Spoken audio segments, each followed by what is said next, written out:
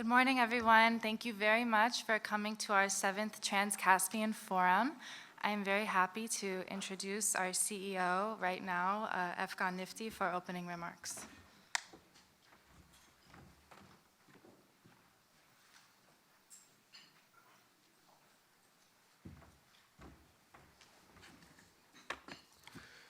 Good morning, everyone. Good to see you, all of you, today at the 7th Trans-Caspian Forum. My name is Efkan Nifty. I'm the CEO of the Caspian Policy Center. Your Excellencies, honored guests, ladies and gentlemen, the Caspian Policy Center is proud to host the 7th Trans-Caspian Forum to bring together the best minds in government, business, and nonprofits to discuss new challenges and opportunities in the Greater Caspian region. We are delighted to see that the 7th year, this has been an ongoing platform for debate and discussion regarding the region, and we are proud to provide this to the policy and business community. I want to take the moment to thank all the embassies and our friends in the U.S. government for their support for this event. Specifically, I want to thank Nicholas Berliner, Senior Director for Russia and Central Asia at the National Security Council, Laura Luckman, Deputy Assistant Secretary of State for Energy Diplomacy, Bureau of Energy Resources, U.S. Department of State. Brian Stimler, Acting Deputy Assistant Secretary for State for Central Asia at the U.S. Department of State. And Michael Schiffer, Assistant Administrator of the Bureau for Asia at the USAID, for being here. Also, all the ambassadors that we have from the Trans-Caspian countries. The Caspian region is located at the crossroads of Europe and Asia, making it a critical transit hub for trade and transportation networks. It provides access to important markets, serves as a gateway to Central Asia and beyond. In the past few years, we have witnessed a significant shift in the dynamics of the region. While Russia has traditionally held a prominent position, the interests of other actors are growing in the region. Just last week, China held its China Central Asia Summit, and underscoring its growing engagement in the region. Increasingly, we are seeing Gulf states also expand their economic engagement with the region as well. It is timely and imperative for the United States to step up its efforts in the region. In the areas of connectivity and trade, the Trans-Caspian corridor has become an increasingly important alternative to the standard routes via Russia and Belarus due to Russia's unprovoked invasion of Ukraine. As a result, cargo shipments along the middle corridor increased to 3.2 million tons in last year. It has the potential to permanently become a primary alternative land and sea route for the other routes that are bypassing the region. The new infrastructure projects will have a positive impact on the economic prosperity of the entire Caspian region, as well as increase the connectivity among the countries of the region that is currently considered to have one of the world's lowest mutual trade levels. In last year basically, for the first time ever, the collective GDP of the Caspian region was over $500 billion. That's an important development. This was an 18% increase compared to the previous year. In the last year, we have also seen countries within the region diversifying their hydrocarbon export routes through the Trans-Caspian route. Earlier this year, Kazakhstan and Azerbaijan reached an agreement envisioning the annual transit of 1.5 million tons of Kazakh oil through the Baku-Tbilisi-Ceyhan pipeline. This amount is expected to grow as further optimization of the Trans-Caspian corridor can facilitate both Europe's and Caspian region's goals of diversification of energy supply routes. As for the renewable energy sources, the Caspian region is also becoming important and has a great potential.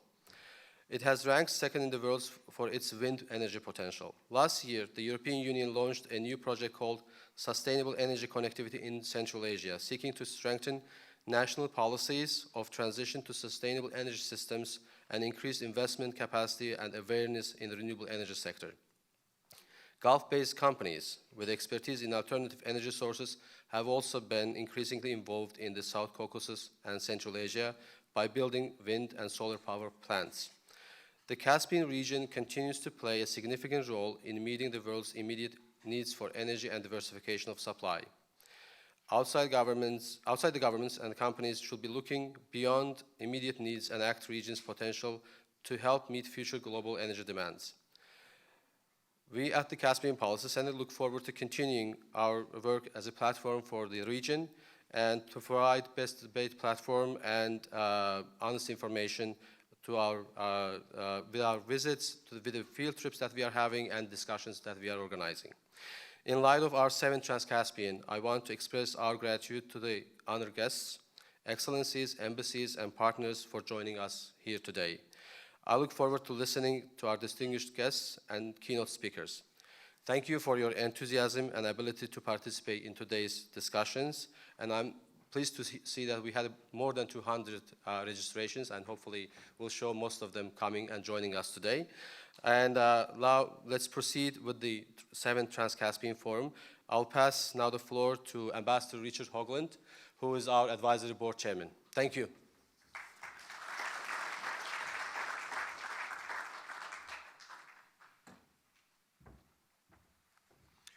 Oh, Your Excellencies, ladies and gentlemen, what a delight it is to be here today as we get back to a new normal in the world. COVID is to a degree behind us and we're moving forward. I have the privilege today of introducing our 3 keynote speakers first, and to save time, rather than me give you another speech, we want to hear from our speakers. So it's a great honor to introduce our first speaker, Nicholas Berliner, who's the Senior Director for Russia and Central Asia at the National Security Council, just a few blocks away here in Washington. Nicholas, the podium is yours.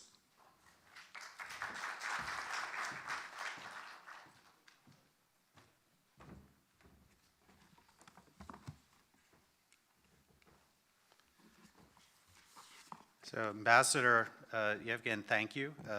It's a real pleasure to be here this morning.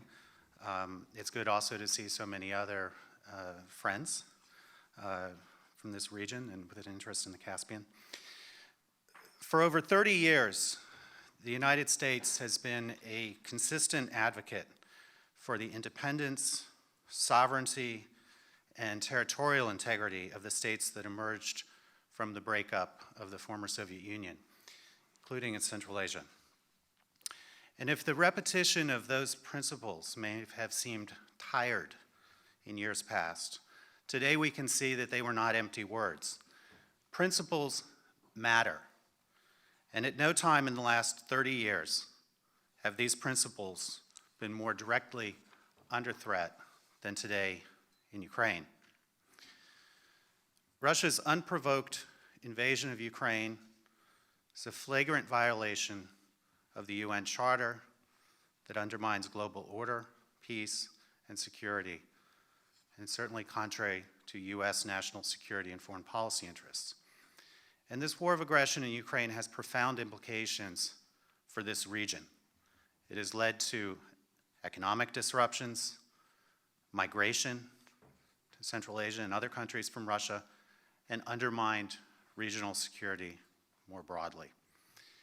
And so that is why the United States is standing with these states, just as we have over the last 30 years, to put principles into practice across a broad range of our shared and mutual interests. On the economic front, the United States is committing to working on strengthening Central Asia's economic independence, boosting its economic prosperity, helping to diversify its economic partnerships, and reliably connecting it to global markets for the prosperity of all of our peoples. And we believe that the best way to advance our shared goal to realize a stable and prosperous Central Asia is to cultivate the institutions of an open society, the rule of law, vibrant civil society, respect for human rights, and an independent press. We support the reform agendas underway, which aim to create more accountable democratic governance, including in Kazakhstan and Uzbekistan, and we are prepared to assist with the implementation of these reforms. We are also cooperating closely with Central Asia on security to ensure that Afghanistan does not yet again become a source of threats to regional stability and security, or to our homeland here, or to our allies. Times of change and uncertainty also create opportunities, and we see this moment as a time to strengthen our relations with this important region. Let me say a little bit about sanctions, as I know these have also had an acute impact on the region. The United States and our allies and partners around the world imposed sanctions on Russia, as we said we would before this war started, but when it became clear that Moscow intended to launch this invasion. And this was done so to constrain its ability to prosecute this unjust and unprincipled war in Ukraine. And the United States and our partner governments remain relentlessly focused on restricting Russia's access to key technologies that fuel this brutality in Ukraine. And we should say that we won't hesitate to move against entities, no matter which country they're from, that help Russia wage this war or help it circumvent these sanctions. And so while we appreciate the complexities and historical interconnectivity that comes from bordering nations, we hope to see that all states and jurisdictions and economies take active steps to protect themselves and their banking sectors from being used for evasion and backfill activity. At the same time, we're committed to taking steps whenever possible to mitigate the impact of these measures on our partners. And this has been the case in Central Asia, where we've had constructive technical consultations aimed at assisting governments in their efforts to prevent their territory from being used, often unwittingly, to abet Russia's war against Ukraine. Central Asia has always been a crossroads, and the United States recognizes the important contributions that the region can make to many global priorities, such as energy security, food security, and regional stability. Others recognize this centrality as well. Just last week, we saw an in-person meeting of the Central Asia heads of state with President Xi in a format mirroring our own successful and long-standing regional diplomatic format, the C5+1. In that format and the C5+1's associated working groups, we are together finding concrete solutions to the most pressing challenges facing Central Asia and the United States. The ministerial of the C5+1 in Astana this February tackled concrete ways we can work together to mitigate the impact of the current global economic crisis on energy prices, food prices, migration, limited export routes, debt management, and unemployment, and how we can work together to support improved border security and counterterrorism cooperation. This underscores the U.S. approach to Central Asia, not diktats, but partnership with fully sovereign states. And while we do not share a common border with our partners in Central Asia, we do share a common hope for a secure, prosperous, and independent region in which all are able to contribute and benefit. And we are committed to helping each country in Central Asia act in its own interests.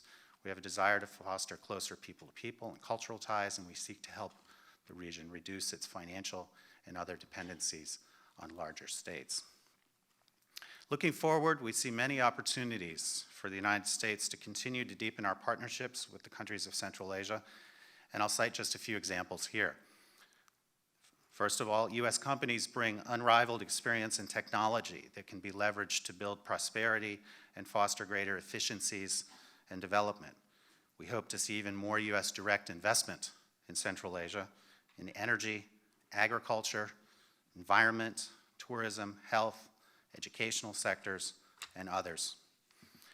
And climate change and its associated environmental impacts are affecting us all, and the United States seeks to broaden cooperation with Central Asia on progress towards sustainable development goals, as well as an energy transition, greater energy security, and the abatement of environmental threats. Third, we continue to expand our English language and cultural outreach, including through the return of the Peace Corps to several Central Asian countries, promoting professional training opportunities, and this with the aim of helping to build a workforce and population that is prepared to leverage the host of employment opportunities, as well as more easily gain access to a broad range and sources of information. I know that Acting Das Stimler and Das Lockman will expand on these and other issues in their own remarks, so I won't go further. But all the states in this region, while facing very real challenges, also possess enormous potential, particularly in their human capital of young, entrepreneurial populations.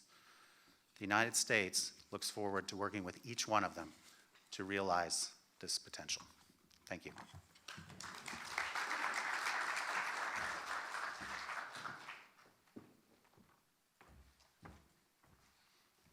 Nicholas, thank you so much for that detailed, authoritative view of U.S. policy for the region.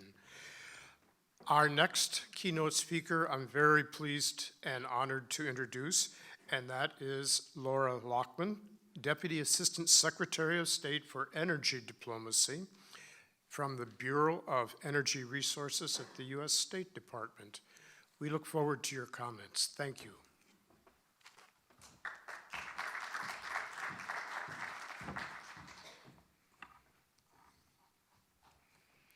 Thank you very much, Ambassador. Thank you to EFGAN and the board at CPC for inviting us to be here with you today, and good morning to all.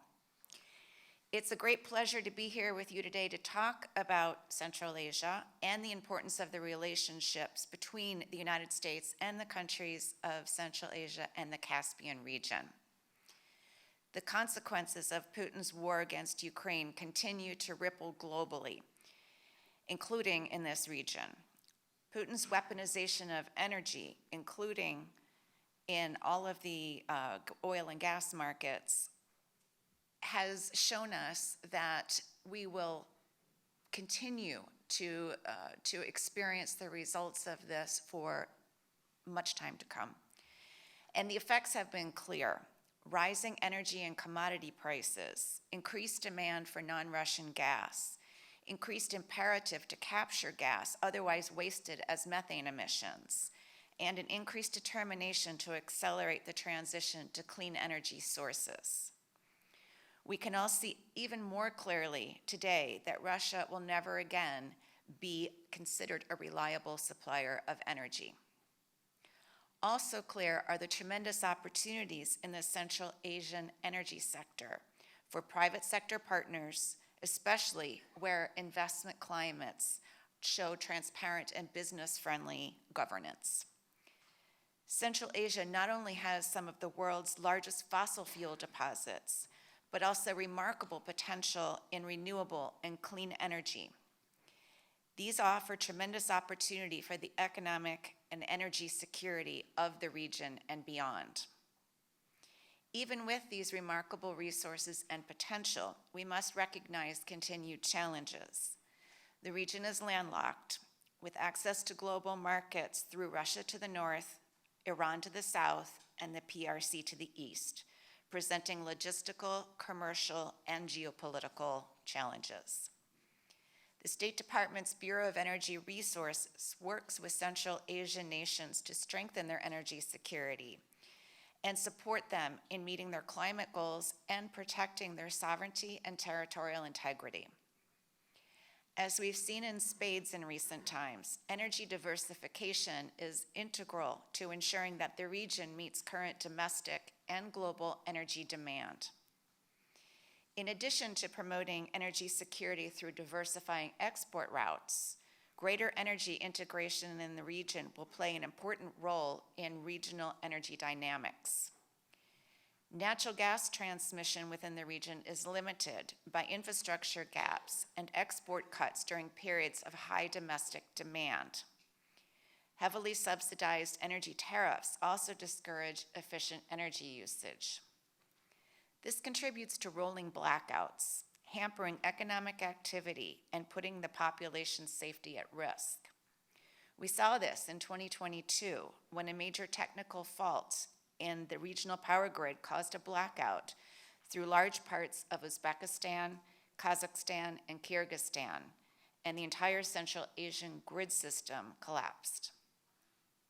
These infrastructure issues not only impact human welfare, but also degrade Central Asia's energy security. Aging fossil fuel extraction infrastructure in the region and poor emissions control also lead to disproportionately high methane emissions from oil and gas production, particularly in Turkmenistan, Kazakhstan, and Uzbekistan, resulting in significant wasted resources and major climate impacts.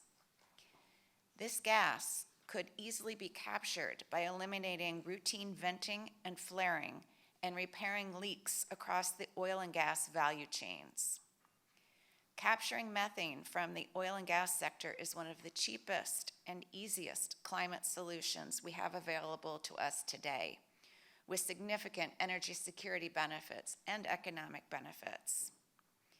The United States is eager to work with Central Asian countries to accelerate methane reduction in this sector and others, including through project finance, policy and regulatory strengthening, and other technical assistance. By taking fast action to reduce methane, countries in this region can demonstrate their leadership on climate change, including on the global stage at this year's COP28 climate conference in the UAE. We are glad that Uzbekistan and the Kyrgyz Republic have signed on to the Global Methane Pledge, and we encourage more states in the region to join. Reducing methane emissions will be essential to meeting our climate goals under the Paris Agreement and to avoiding the worst impacts of climate change. Ultimately, the most effective way to increase the energy security of all of the Central Asian countries is through clean energy transition. Shifting from fossil fuels to renewables would also significantly contribute not only to climate action goals, but to reducing air pollution. Worldwide, a pacing factor in this energy transition will be the availability of critical energy minerals.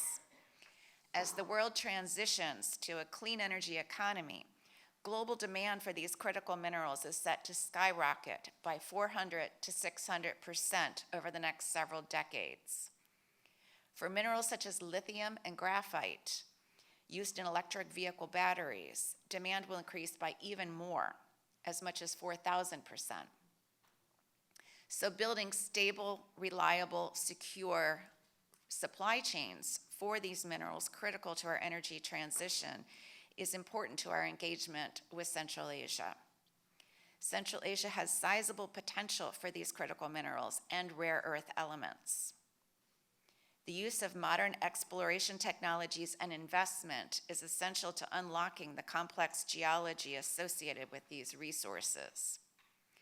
With sound governance and experienced private sector partners, Central Asia could become an important contributor to advancing the global clean energy transition. We aim to address infrastructure needs in the Middle Corridor trade route across the Caspian and through Azerbaijan into Europe to better allow countries to export critical minerals like uranium and other energy products to the global markets.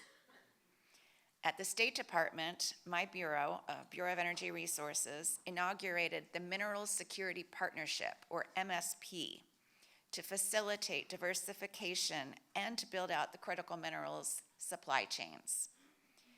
The MSP includes 12 countries besides the US, aims to facilitate investment in mining opportunities using the highest standards in the environmental, social, and governance arenas. And MSP can look to projects in Central Asia to achieve our goal of high environmental, social, governance standards and diversify critical mineral supply chains so that we do not depend on a single supplier and processor of these minerals.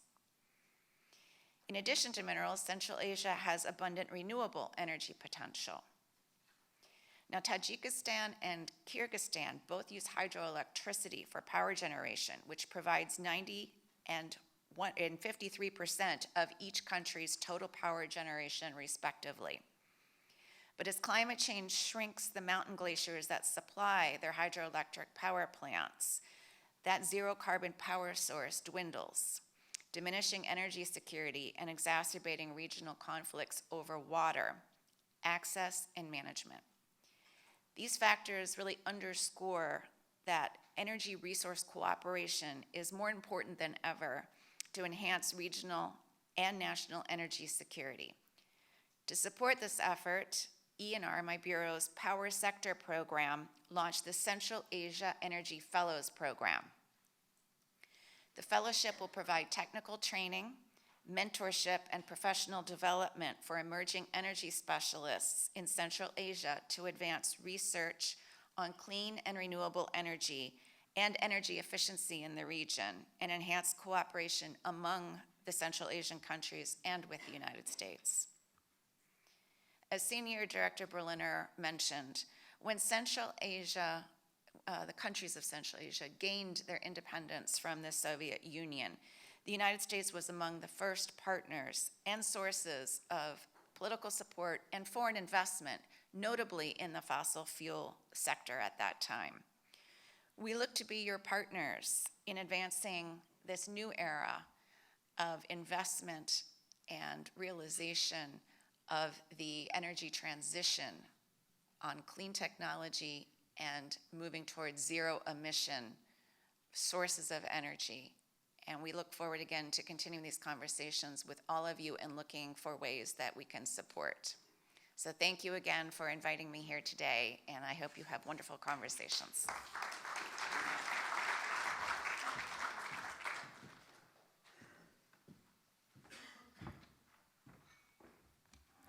Thank you very much, Das Lockman. I learned a lot from that, and I thought I knew the region.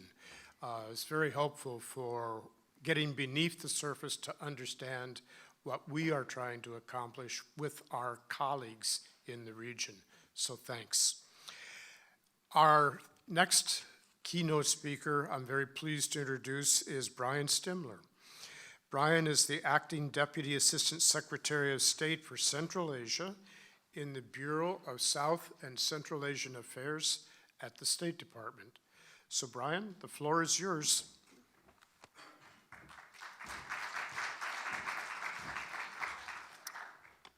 Ambassadors, friends, good morning. It's great to be with you today. I'd like to thank EFGAN and his Caspian Policy Center team for organizing this event and for all you do to draw attention to this region.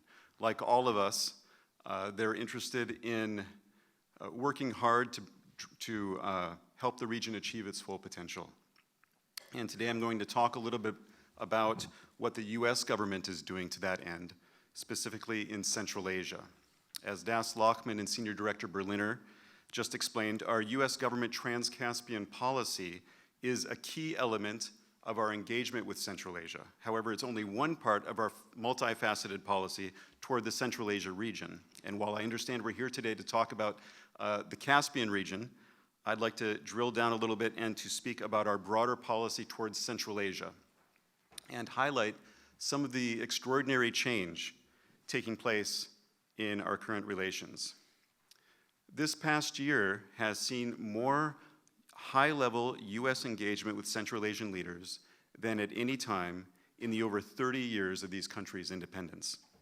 Since just last fall, Secretary Blinken has had 2 in-person ministerials with all of his Central Asian counterparts, all of them together, and over a dozen bilateral meetings with Central Asian presidents and foreign ministers. These were substantive, frank conversations in which they discussed many aspects of our cooperation, from our increasing security ties to our substantial investment in the region's professionals and young people.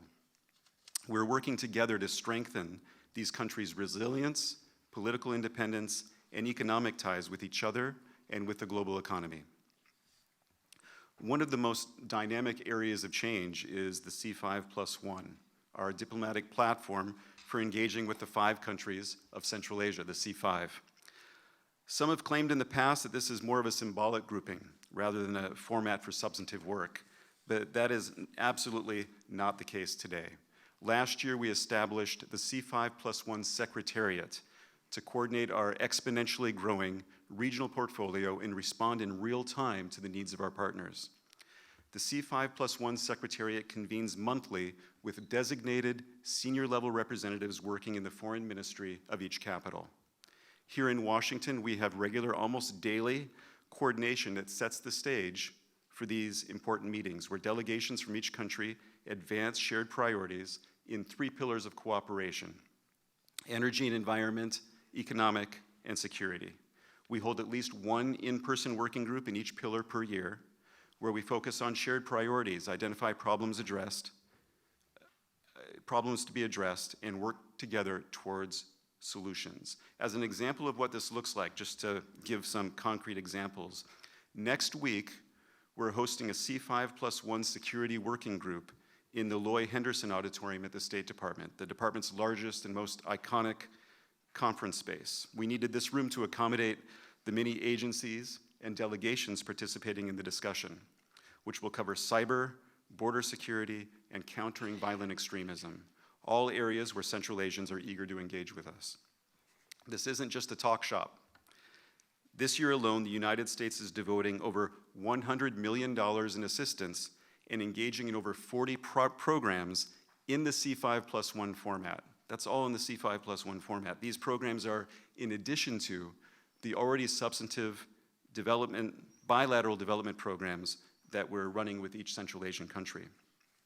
To give you a sense of the scope of our C5+1 partnership, let me talk about what we're doing just this week in just one pillar, the security pillar. Activity number 1. The State Department's Counterterrorism Bureau is providing tactical medicine training through the C5+1 Border Security Program. Border guards and law enforcement officers from all 5 countries are participating and learning new skills that will help them keep Central Asian borders secure and their personnel safe. Activity number 2, the FBI is launching the International Executive Program for Central Asia in Almaty. This is a premier leadership program in which law enforcement officers from across the region, again, will form a cohort that will meet 6 times in each country over the next 18 months to address global and regional threats. Activity number 3, also this week in Almaty, the United States Institute of Peace is convening its Track 1.5 Regional Consultative Working Group, which regularly brings together key government institutions, civil society representative, experts, academics, and religious leaders to develop a more integrated response to regional and global security challenges. Again, these are our C5+1 activities, just in the security pillar, just this week. I hope that gives you a feel for the breadth and depth of all that we're doing in our collaboration with the C5 as a group. In addition, ARISEN, or the Economic Resilience in Central Asia Initiative, complements our C5+1 programs. This is a $45 million initiative recently announced by Secretary Blinken that's aimed at developing regional infrastructure to facilitate trade within and beyond the region, support the region's private sector, and increase training opportunities in English and tech skills. I could go on at length about our over 40 regional initiatives, but there isn't time today. Simply said, the US government is deploying an all-of-government approach to strengthen the C5's economic and political independence and develop the resilience all countries need during these trying times. We're trying to be a reliable partner to a region that's had few such partners in its history. Our efforts to be a reliable partner include our perennial focus on human rights and the importance of political and economic reform. We continue to highlight that security and prosperity for Central Asian countries is inevitably tied in the long term to freedom and opportunity for the people of Central Asia. In recent years, Central Asian governments have shown increased willingness to reform their economic and political systems. This change has been an important factor driving increased US engagement in the region, both in terms of bilateral engagement and via the C5+1. These reforms have helped bring concrete US investment to the region. Just today, Air Products Cooperation announced a $1 billion investment in Uzbekistan. That level of investment would have been unimaginable just a few years ago. The US vision for its relationship with Central Asia is not confined to government interactions. Rather, we believe that a healthy partnership with the region demands multifaceted engagement across government, business, and civil society. We raise issues such as religious freedom, forced labor, and gender-based violence with Central Asian governments because ordinary people in the region raise these issues with us. We recognize that it can be difficult to make progress in these areas, and we engage bilaterally with C5 governments openly, but with patience and understanding. I've found that today's Central Asian leaders, they recognize the need for reform if their governments are to provide the future their citizens are expecting.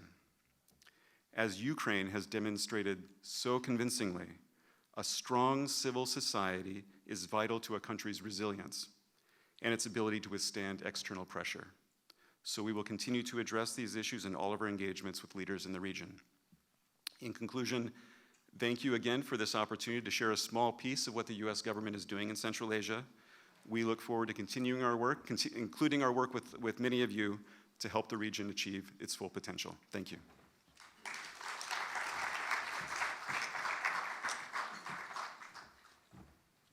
Brian, thanks so much for that.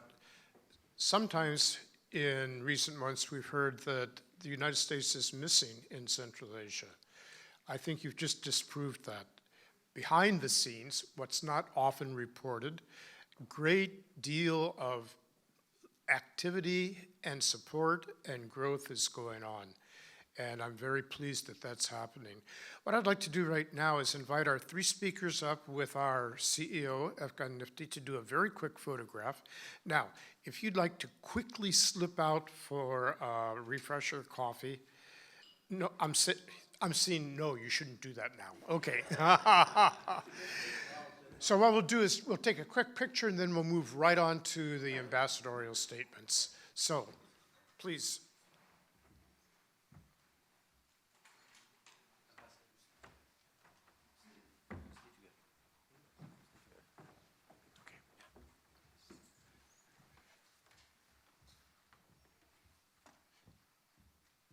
Straight ahead.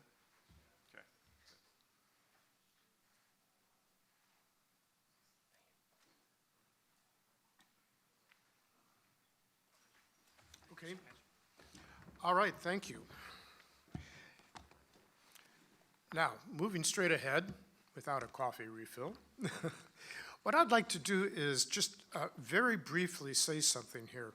Before we hear from the ambassadors from a number of the countries of the greater Caspian region, I'd like to say a few words. This is the Caspian Policy Center's 7th Trans-Caspian Forum here in Washington, D.C. And I believe it's taking place at a very dramatic moment in history. At the end of March, a delegation from the CPC visited Uzbekistan and Kazakhstan in Central Asia, and then at the end of April, we did another delegation visit to Azerbaijan in the South Caucasus.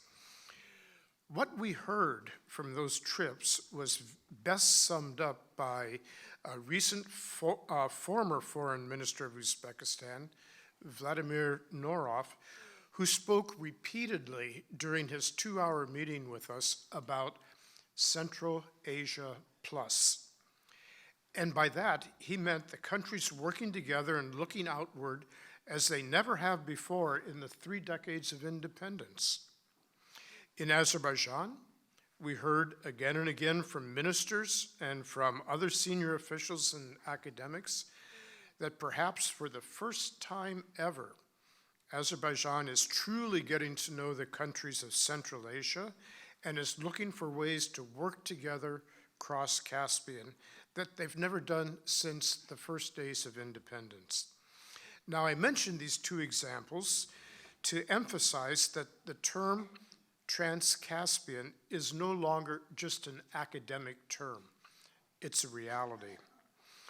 To learn more about what's happening in the countries of the region, we want to hear from the ambassadors who are here today. And we will start with the ambassador of Georgia, Ambassador Zalkaliani. I welcome you to the stage. Thank you.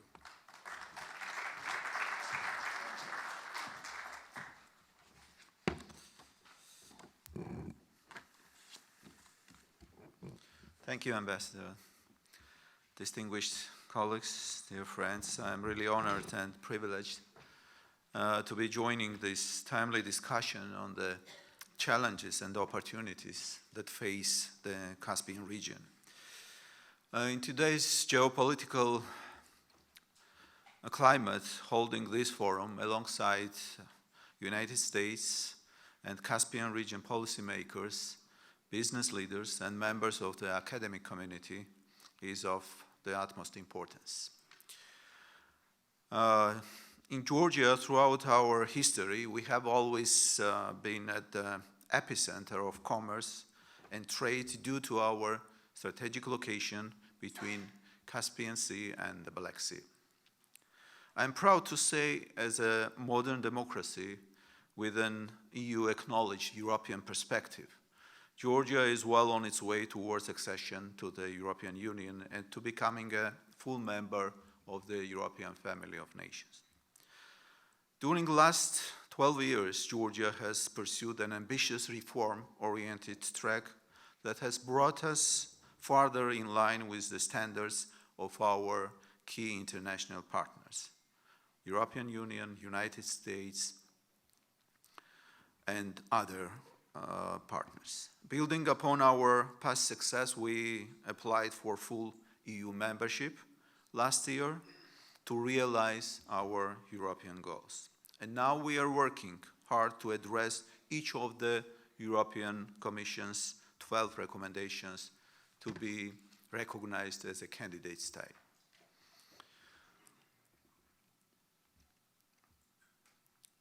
The Black Sea region is a really important geopolitical area, especially in the current geopolitical challenges, what is happening in Ukraine, Russian invasion.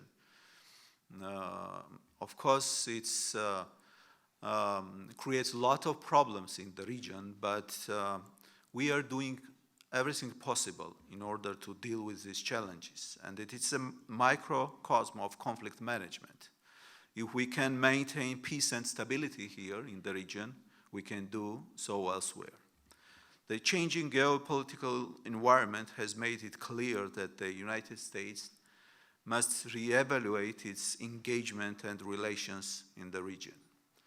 Two recent developments, Senator Jean Shaheen's and Mitt Romney's Black Sea Strategy legislation and the soon-to-be constructed Black Sea submarine electric cable with Georgia, Romania, Hungary, and Azerbaijan will transform our region by increasing connectivity between Caspian Sea and Europe, benefiting countries bordering the Black Sea and beyond.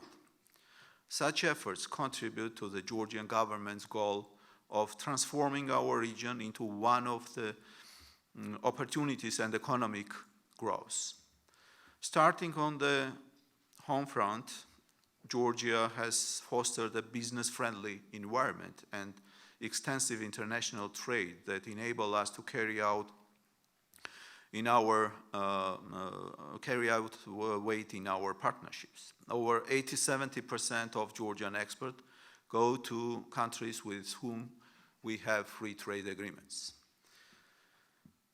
In promoting regional interconnectivity and resilience, the Black Sea submarine electric cable project, as I have mentioned, with Georgia, Romania, Hungary, and Azerbaijan, recently agreed to jointly construct as a new EU flagship project, will transform the Black Sea by connecting the South Caucasus region directly to Southeast Europe via the longest and deepest submarine cable in the world.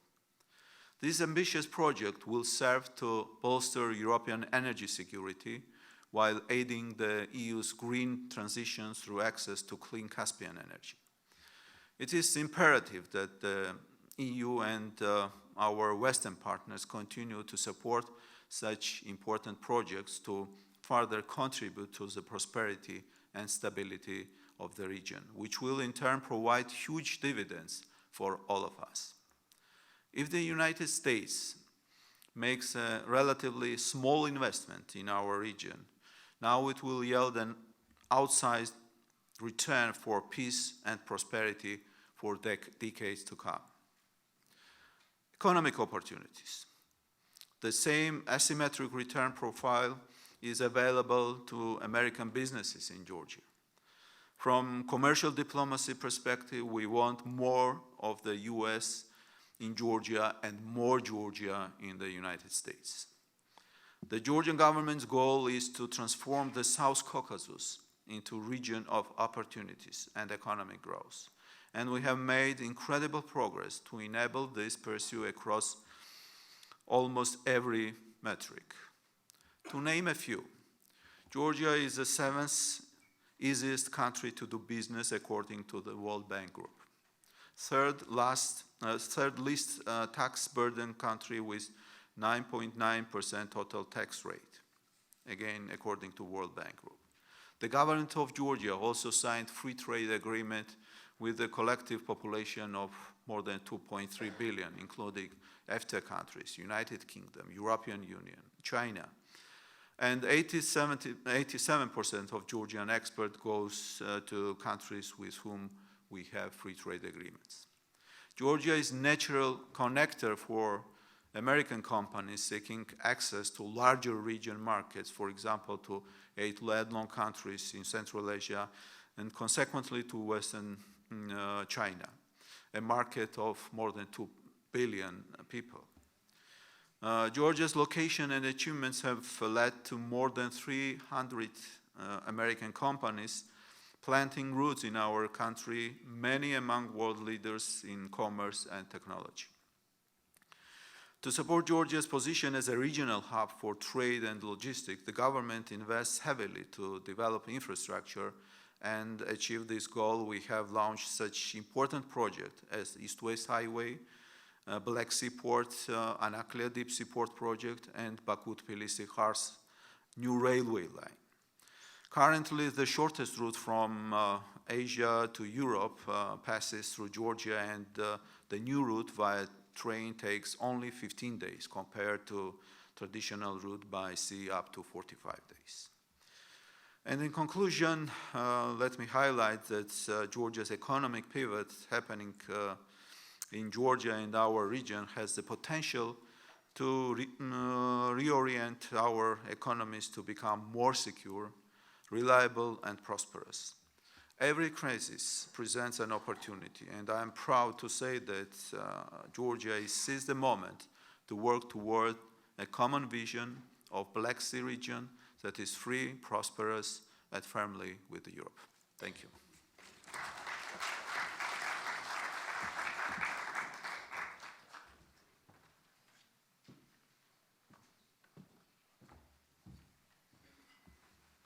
Ambassador, thank you so much for those comments. We will now turn to your colleague from the South Caucasus, and I would like to call the Ambassador of Azerbaijan, Ambassador Ibrahim, to the stage. We look forward to your comments, sir.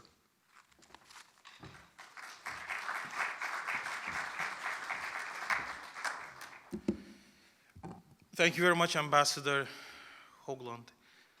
After all these speeches about Central Asia, I got my extra education.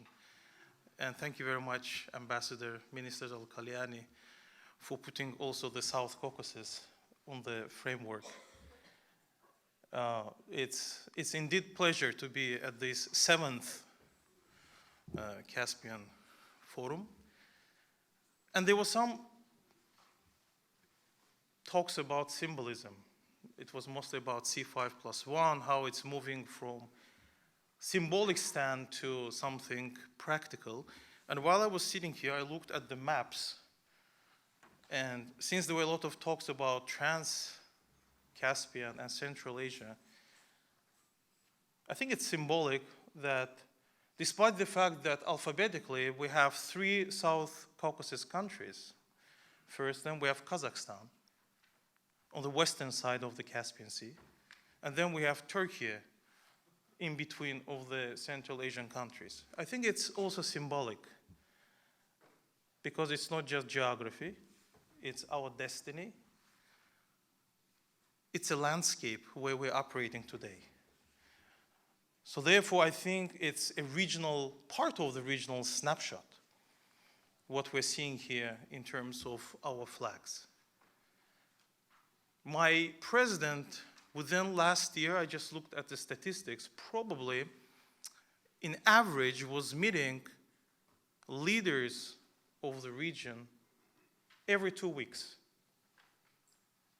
This creates also a framework, and I would say very comprehensive framework within which we're working today. Trade is skyrocketing. It's not just increasing. I looked at the data, I think with Kyrgyzstan, we have increased our trade last year 14 times. I don't think there are any other examples in other parts of the world. The same true for any other nation. That regional landscape where we have organization of the Turkic states, which allows us to make smoother transition from bilateral to regional cooperation, also moves us to the, I think, global framework. Ambassador Zalkalyani, who just left, he mentioned about this tremendous new project, putting the grids under the Black Sea. Everybody knew Caspian Sea as fossil fuel, knew it as black gold. Now we're having renewables, and Das Lokman mentioned about that. So Azerbaijani renewables will be flowing to Europe on top of increase of Azerbaijan's natural gas exports annually to Europe now, which will double by 2027. On top of it, the more renewables we send to Europe, our economy is also growing. We'll use it also domestically. That means we'll free more natural gas, so probably by 2027 we'll have even more capacity to help our European friends as a reliable partner. This is extremely important to look at the picture always strategically from global and regional perspective, and not to go into geography, which is destiny, but at the same time, sometimes, if we look at it from purely academic perspective, can be a hurdle.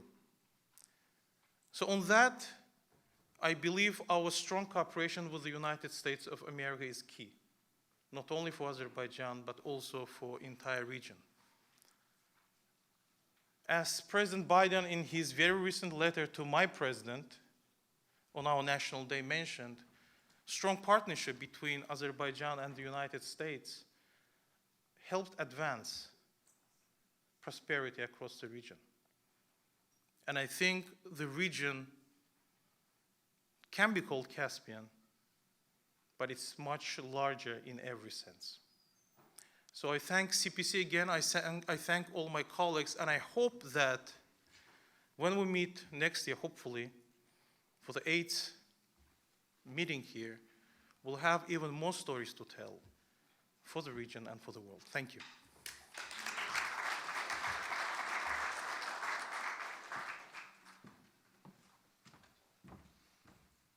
Ambassador, thank you so much.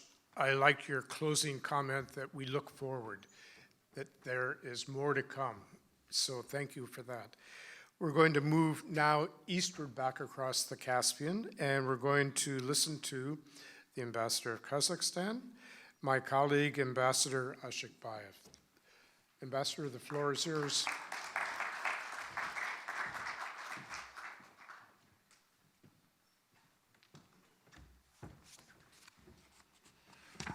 Very good morning, dear friends, dear guests, Senior Director Berliner, Deputy Assistant Secretary Lochmann, dear friend Brian Stimler, dear colleagues, excellencies, distinguished participants. It's both a privilege and an honor to be speaking in front of you today, and I want first and foremost to thank our dear friends, Afghan Nifty, Ambassador Brian Hoagland, and Caspian Policy Center team for their steadfast commitment to awareness raising and educating about the strategic importance of the Caspian region.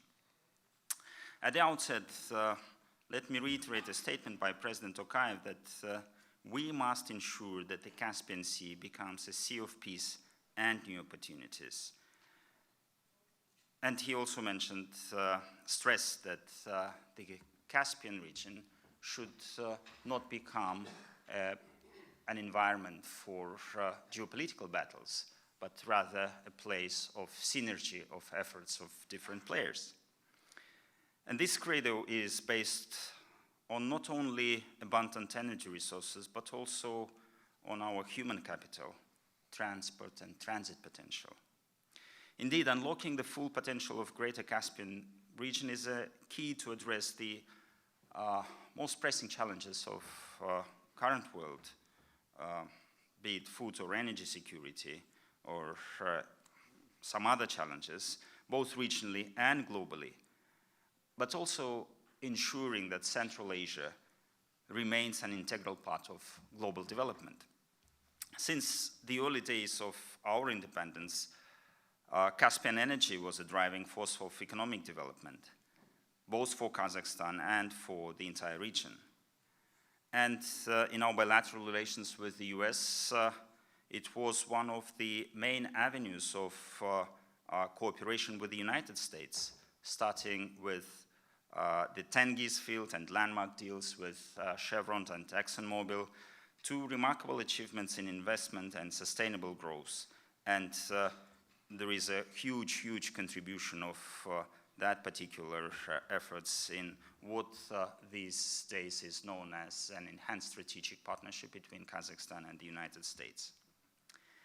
Due to its size, central location, and economic performance, Kazakhstan has been a crucial contributor to Trans-Eurasian connectivity and a prominent advocate of regional economic integration with neighbors and the global community. Trans-Caspian route has a strategic and geo-economic rationale when it comes to the supplies of energy resources and strategic goods to Europe and global markets, including the US. Promoting Middle Corridor as a viable and sustainable trade route resonates with the interests of not only Kazakhstan, but also the entire Central Asian region. But let me also be clear that the further development of international trade, of cooperation along this route is only possible on the condition of external security guarantees for all of its members. Along with oil and gas, we are focused on transportation of common goods and critical commodities.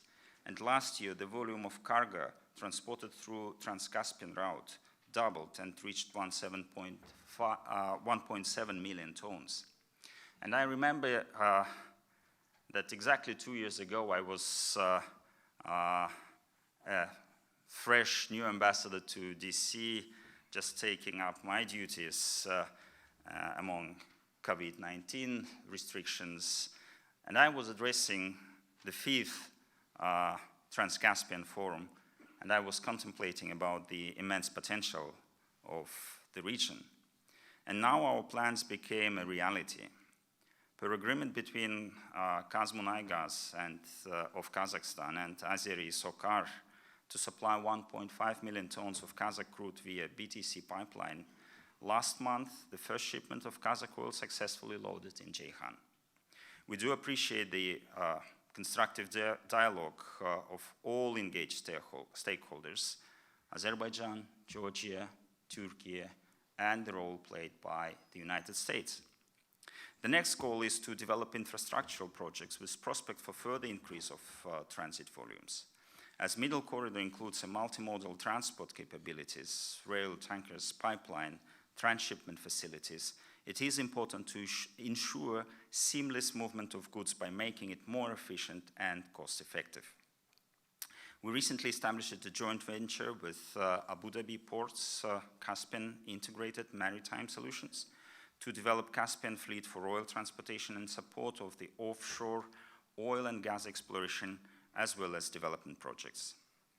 Following ministerial meeting on Trans-Caspian connectivity, together with Azerbaijan, Georgia, and Turkey, we adopted and working on a roadmap for the simultaneous elimination of bottlenecks and the development of the Middle Corridor, indicating specific projects with precise parameters, deadlines, and responsible performance. Implementation of the agreements will allow increasing overall capacity of this route to 10 million tons per year by 2025. To this extent, we commend the positive outcomes of G7 leaders' Hiroshima summit meeting and echo G7 intention to foster sustainable connectivity, transportation, trade and energy links to enhance regional prosperity and security. We would like to see more proactive engagement, including through the global initiatives such as Partnership for Global Infrastructure and Investments, PGII. Spanning across a vast Eurasian region, connecting China with Europe via Kazakhstan, Azerbaijan, Georgia, and Turkey, the concept of the Middle Corridor comes in line with the true nature of ours, the role of bridge builder, a buffer market between East and West. Just recently, during his state visit to China, President Tokayev attended the ceremony of launching the construction of Kazakhstan's logistics center in the dry port of Xi'an. 47 agreements have been signed, totaling $22 billion, and this will greatly supplement Middle Corridor and contribute to transit traffic from China to Europe and vice versa. And overall, the Trans-Caspian route might be a game changer, not only for the region, but for the global community. It will increase global trade flows, build sustainable supply chains, prevent shortage of critical commodities, and help bridge the gap to a more carbon-free future. With this optimistic idea, let me finish my presentation, and thank you so much for your kind attention.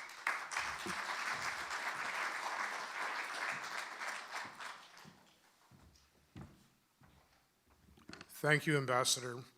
You know what? You used a phrase that I think is very important when you said that plans have become reality. So what we're doing today is not just looking to the past to catch up, but we're getting new ideas for the future to change reality for the positive across the entire region. That's the goal I hope we achieve.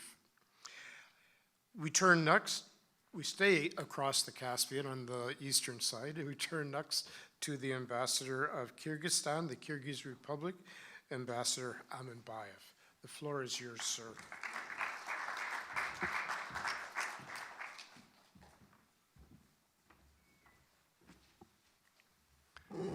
Thank you, Ambassador Hulang, distinguished guests, Your Excellencies, ladies and gentlemen.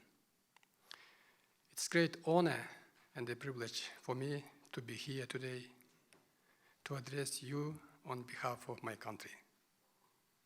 First of all, I would like to express my deep gratitude to Caspian Policy Center for organizing today's wonderful event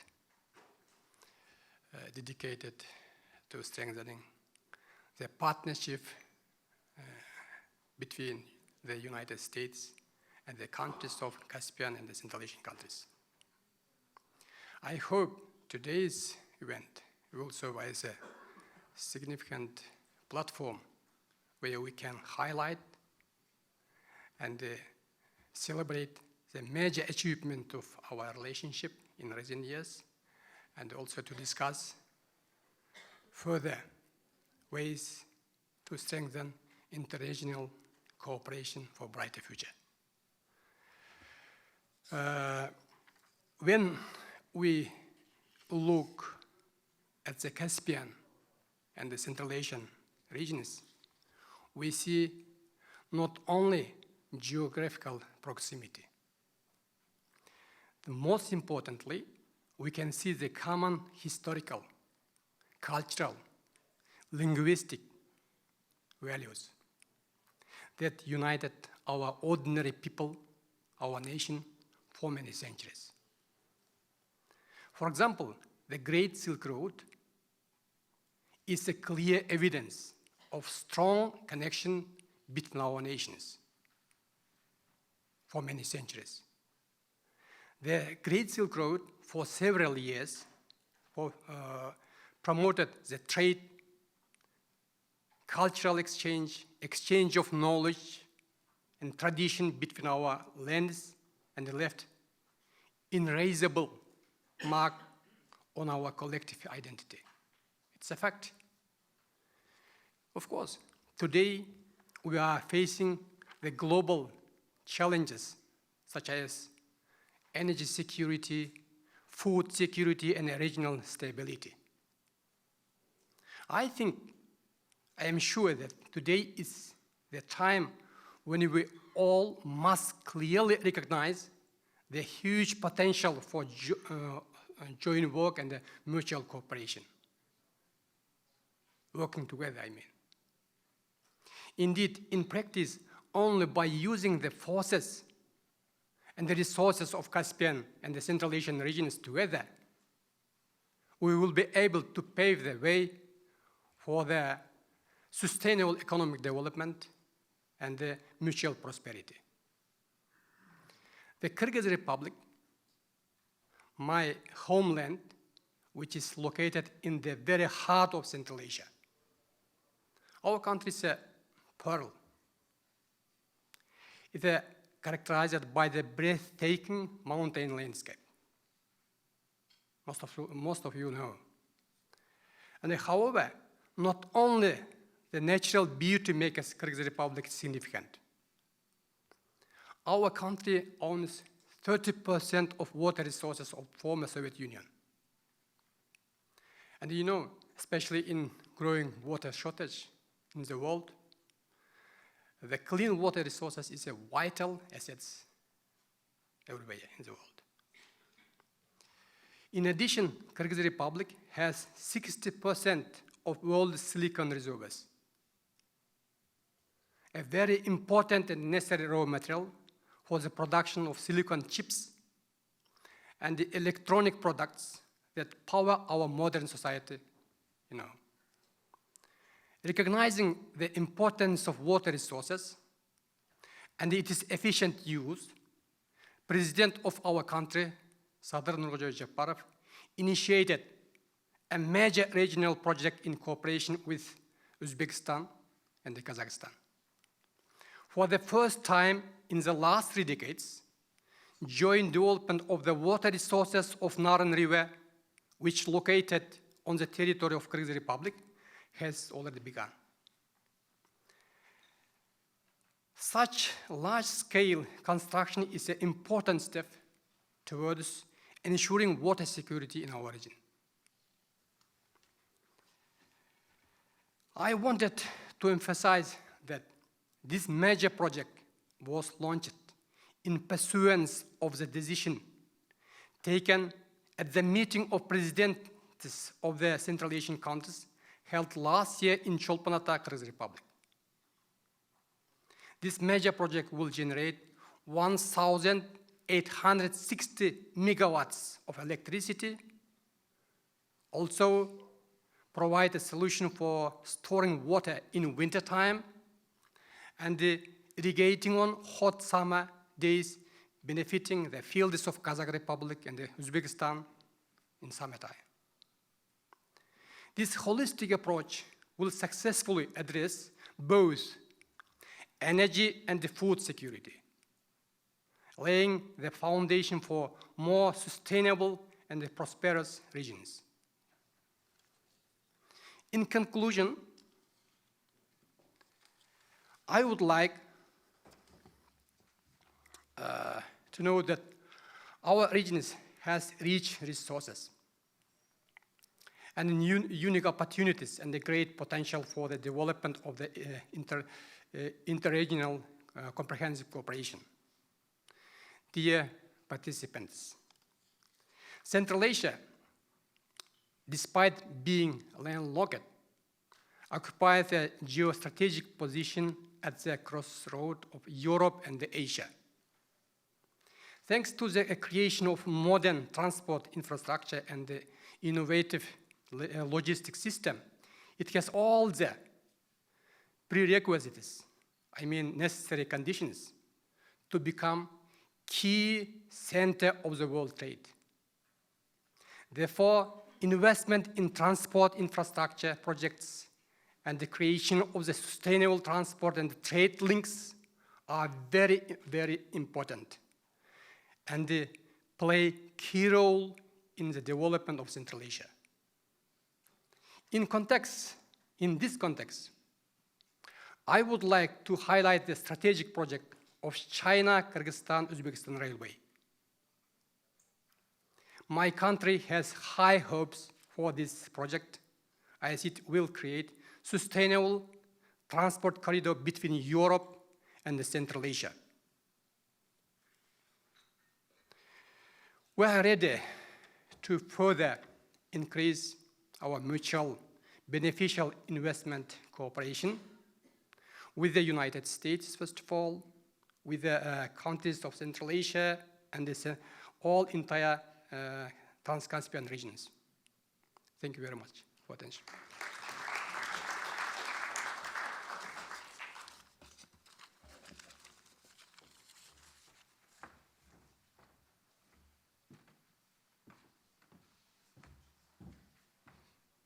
Ambassador, thank you so much.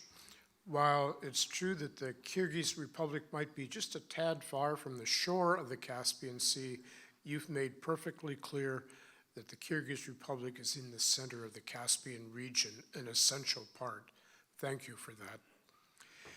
We will now turn to the Ambassador of Turkey.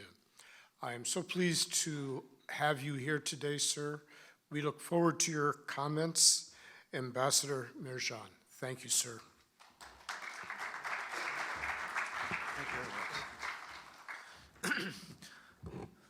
Dear ambassadors, distinguished participants, I don't know whether we are Trans-Caspian, Middle Eastern country, or European country. It's always up in the discussion and debate. Of course, I'm very happy to be here. I would like to express our gratitude to the Caspian Policy Center for organizing this 7th Trans-Caspian Forum. And hopefully, next 8th Trans-Caspian Forum we will be able to bring, some ministers from our countries, so that we will have very extensive discussion. Now we are in the midst of an election, so we wouldn't be able to do that. But I can promise you that next year, when you have this forum, we will make all our efforts to bring ministers of relevant importance. Ambassador Hoagland, Afghan, we're very happy that you organized this excellent event. And also, before I start my speech, I would like to thank all of you for what you have done when my country has faced terrible disaster, earthquake. The friendship we've seen from all of you, from the United States, from our Turkic countries, from all the Caspian countries, it's heartfelt in my country. As speakers before me had emphasized, there is a great potential of partnership and investment in the Caspian region, investment opportunities in the Caspian region. And Turkey is strategically located at the crossroads of energy and transport corridors. We connect the Caspian region with Europe, Middle East, and beyond. The Caspian region provides a historic opportunity for a model cooperation with its critical position for the European and Asian connectivity.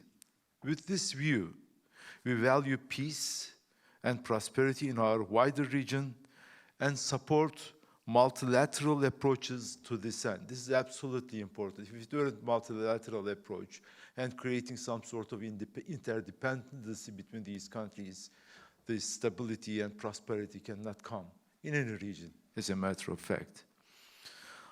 Our vision for this region has always been the creation of an inclusive environment of peace, stability, and shared prosperity based on regional ownership. We believe that now there is a significant opportunity to achieve this. Turkey is the 4th biggest gas market in Europe, 6th in the world, has already supported various projects aimed at furthering connectivity in this region. It's mainly thanks to the Turkish-US cooperation and determination back earlier that Azerbaijan has been exporting its oil through BTC pipeline and natural gas through the southern corridor. And if it weren't BTC, for instance, with the determination of Azerbaijan, late President Haydar Aliyev, Turkish President Turgut Özal, and if it weren't the contribution of all these state actors in line with major companies at that time, probably we would have been talking different landscape, energy landscape today.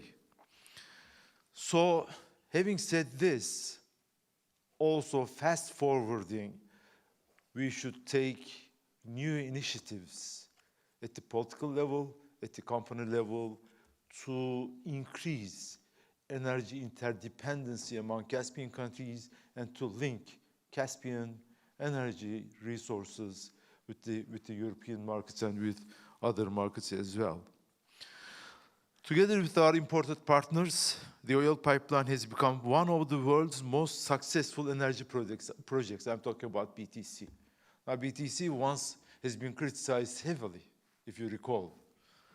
Almost 1,800 kilometers of BTC pipeline so far has transported more than 3.5 billion barrels of Azeri, Turkmen, and Kazakh crude oil to global markets.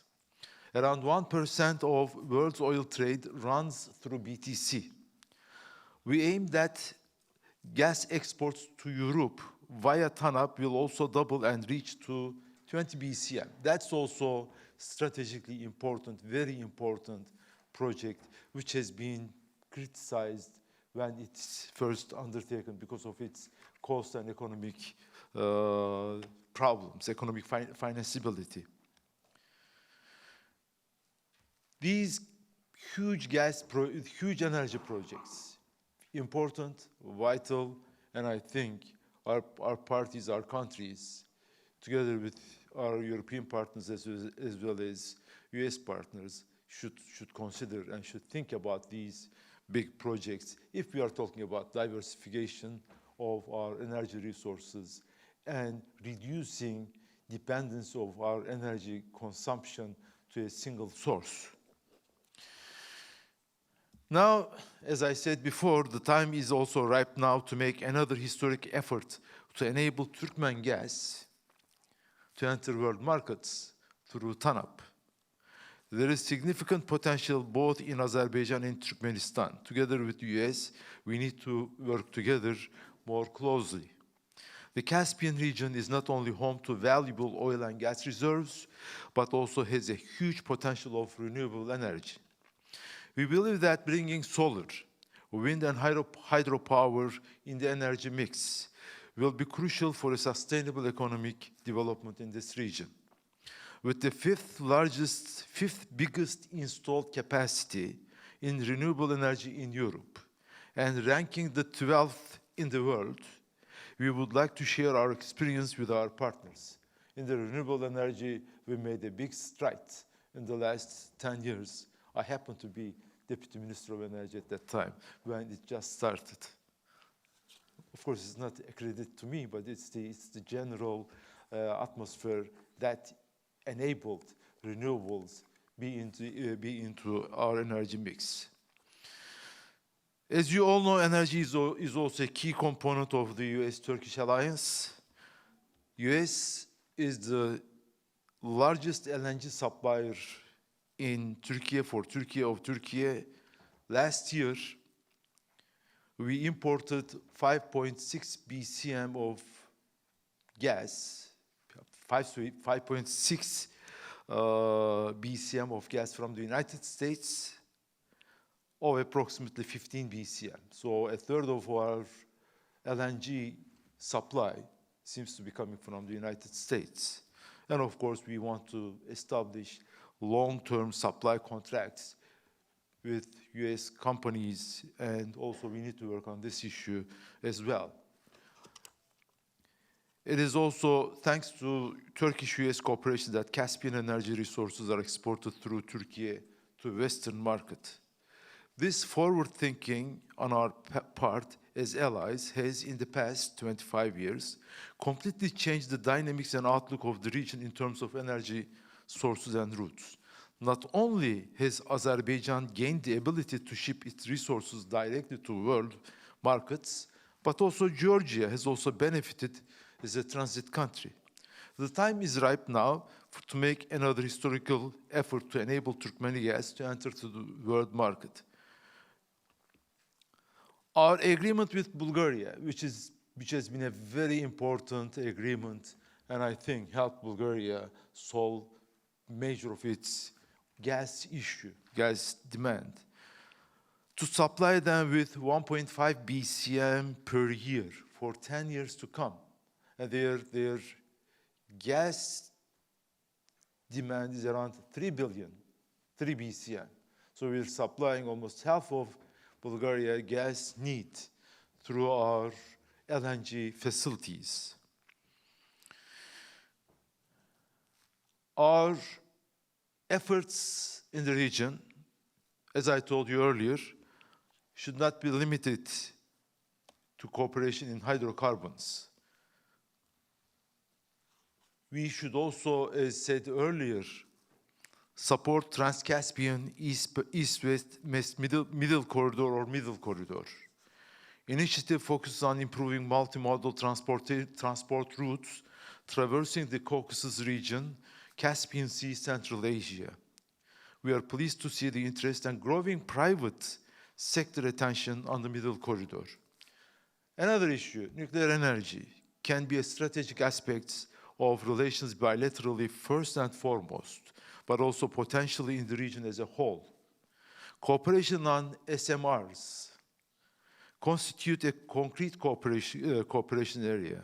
We still have not seen much progress on our bilateral talks, but political will on our side is there to advance. Concrete steps and proposals from the US are needed.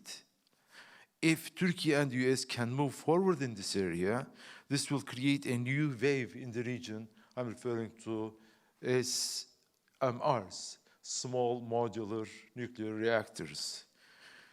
In conclusion, post-COVID economic realities, war in Ukraine, as well as the pressures resulting from global competition have been shaping the geopolitics of the Caspian region.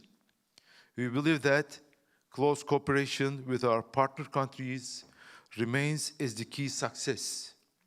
And we believe further integration among the organization of Turkic states members and observers, as well as the ongoing diplomatic engagements in South Caucasus, can create new doors for making the Caspian region even more important.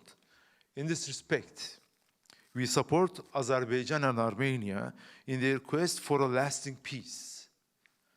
We also further our own diplomatic engagement with Armenia for the benefit of our societies and to create a holistic regional cooperation. Turkey also welcomes renewed interest and readiness for cooperation of the US and EU in their engagements in the region. Meanwhile, we also continue to work with our partners and neighbors, including Russia and Iran, to make sure that peace and stability prevails and prospects for prosperity are enhanced. Dear friends, our shared cultural, historical, linguistic, and kinship ties in the Caspian region are significant factors which shape our relations, policies, and perceptions of each other. Connections and interaction between our peoples are becoming more and more vibrant. What we have achieved together in the past is a testament of what we can do together in the future. With our common dedication, Caspian region can become an area of comprehensive cooperation and prosperity. We believe the role of multilateral consultative platforms such as the Trans-Caspian Forum, and these all will be very important factors to enhance all these cooperations. In conclusion, I really would like to thank CPC to increase the awareness of Caspian region, larger Caspian region, Trans-Caspian region, in this country, in this capital. Thank you very much for organizing this.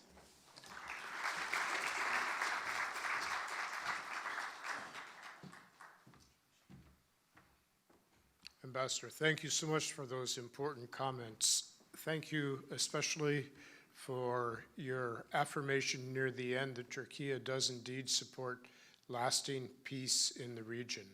It's a terribly important statement for Turkey to make.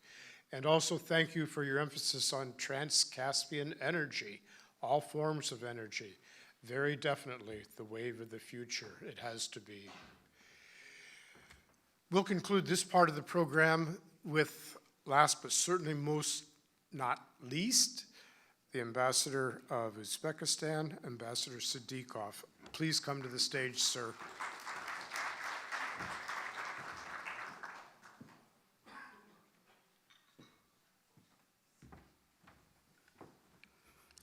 Ambassador Hongland, dear friends, ambassadors, Assalamu alaikum. It's a pleasure for me to speak here today about the importance of the further enhancing strategic partnership with the United States, especially now at the time of challenges. But there are also great opportunities in the wide region encompassing Central Asia and the Caucasus. We highly value the strategic partnership with the United States that over the past 5 years has grown substantially across all areas of our bilaterals. We appreciate U.S. support of progressive transformation and irreversible reforms in Uzbekistan, aimed to building the free society with good governance, justice and rule of law, more economic liberalization, and, more important, ensuring fundamental principle, human interest comes first, reinforced by the newly adopted Constitution of Uzbekistan. Uzbekistan and the United States shared the priorities for regional development, including within the C5+ platform, and advancing partnership in infrastructure development, energy, transport, environmental protection, addressing the challenge caused by the climate change. We believe that the United States' strong presence in the region across the political, security, economic, and people-to-people realms will contribute to the region's growth and prosperity. And I am confident that we could and should seize every opportunity for enhanced cooperation to deliver tangible progress and overcome the challenge of our times. We believe that the United States can intensify the engagement with the region and capitalize on further support good governance and better integrated economics with a high-level trip to Uzbekistan and other countries of Central Asia, where that have been visited by the sitting American president. With the current dynamics in the region, with the significant increase of Uzbek export potential, diversification of the export markets become one of the priorities of Uzbekistan. In this regard, we believe that now is a high time to unite our efforts to advancing major connectivity projects of the regional significance. As you know, together with the willing countries of the region, we established International Financial Consortium to construct 573-kilometer railways extension that will run from Mazar-i-Sharif, Kabul, and Peshawar. If this project fully implemented, the transportation of the goods from Central Asia to the Pakistani ports will have to take not 35 days, but only 5 days. And the cost of 20-pound container could be cut but almost 3 times. In fact, the recent successful shipment of the goods from Uzbekistan that reached Pakistan through Afghanistan proves huge profitability of this route. I would like to mention that only because of this route, we already increased our trade with Pakistan 5 times, with the Middle East countries 3 times. Great opportunity also emerging with the development of the Andijan-Osh-Irkistan-Kashgar automobile corridor. And we look forward to completion of the construction of the Uzbek-Kyrgyzstan-China railways, were critical for regional connectivity that will become one of the shortest routes for the transportation of the goods to the countries of Middle East, Turkey, and Europe. We fully support Middle East corridor and consider this route critically important for transportation and cross-border trade. The United States economic engagement with the region could be best exercised through more active private sector engagement that is a catalyst for the sustainable and comprehensive economic transformation. We already have successful example of cooperation with the major representatives of United States business in Uzbekistan. Such companies as John Deere, Caterpillar, Silverleaf, General Electric, General Motors, Boeing, Honeywell, and others are actively working and expanding their present in Uzbek market. However, together we can develop strategic business partnership with investors and willing partners engaging in the technological innovation, digital commerce, financing, banking, and many more. As today mentioned, American company Aero Products already signed $1 billion agreement, and I would like to say thank you, American government, supporting us, and more agreements are coming soon. Another promising area is energy, is most prospective sector of Uzbekistan. Within our low carbon energy strategy, we are anticipating a sharp reduction of the country's reliance on the gas-fired power generation from 83 to 50%. Goal for the new nuclear, solar, and wind power production. Recently, Abu Dhabi-based Masdar has invested to solar plants and other projects worth $6 billion. France Total Earn is also engaging the building 100 megawatt solar farm in Uzbekistan. Saudi Arabia signed $15 billion agreement with Uzbekistan to develop renewable energy in Uzbekistan, including building the 1,500 megawatt wind farm in Karkalpakstan. Once it's completed, it will become largest wind farm in Central Asia and one of the biggest in the world. We look forward to expanding our partnership in renewable with United States companies. Uzbekistan emerging as a regional IT hub through best-in-the-class connectivity and digital service, education, upskilling, and new job opportunities, offering almost 50% of IT exports through outsourcing companies to the United States market. Traditionally, strong agriculture sector in Central Asia could also be further developed of investment destination as the food and textile manufacturing. Is underfinanced and amount to only 3% of the greenfield investment in the region versus 7% of the world FDI portfolio. In this regard, Uzbekistan can play a key role in stabilizing the supply chain of American apparel companies and ensuring global food security. The United States also, with the border technical assistance programs in a way that enables Uzbekistan to advance its economic development strategy and reforms. We look forward to continuing successful collaboration with the United States on a number of mutual priorities for increasing employment opportunities, quality education, strengthening the resilient healthcare, ensuring food security, and addressing climate change, especially through mitigating the consequence of RLC problem. We hope that the United States will further support the establishment of the network of strategic communication between the regions, which will fully cater the transport and transit potential and have multiplier effects on sustainable development of entire Central Asia and beyond. Our intentions are simple. We would like to end Central Asia's current unfortunate status as one of the least interconnected regions in the world, improve business conditions, raise standards of living, and firmly maintain the peace and stability in our region. Thank you so much for your invitation.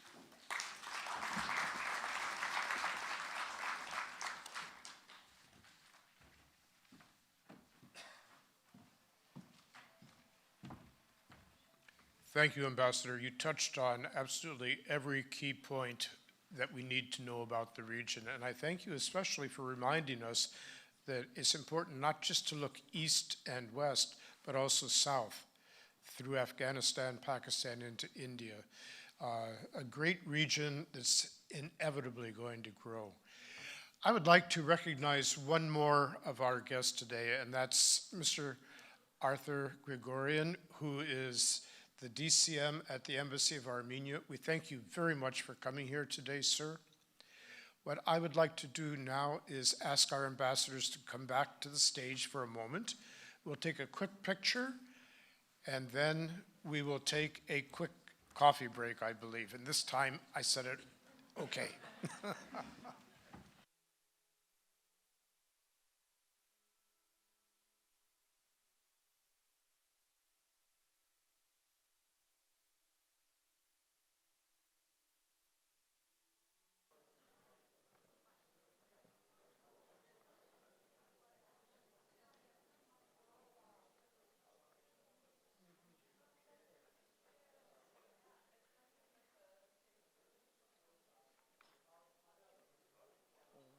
ready to go.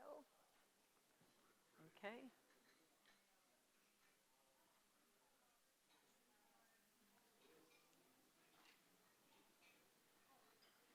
Hello, everyone. I am Marcia McGraw-Olive, a new advisory board member of the Caspian Policy Center, and I am thrilled to host this panel and to moderate such great experts on a topic that is been mentioned by almost every speaker here this morning. It will come as no surprise to you here in the room that the geopolitical environment is upending geoeconomic space in the Trans-Caspian region. But what is surprising, I think, is how regional leaders are responding to it. I just recently came back from a visit to the region, and it was as though you were hearing one voice. As one person put it, the necessity to diversify is the bottom line lesson of the current war in Ukraine, and it will remain so. You don't go back to the past. This is a vision that you would hear throughout my visit. Now, implementing this vision will bring significant benefits to the people of Central Asia, but that will require implementation. So it's how do you make those benefits sustainable?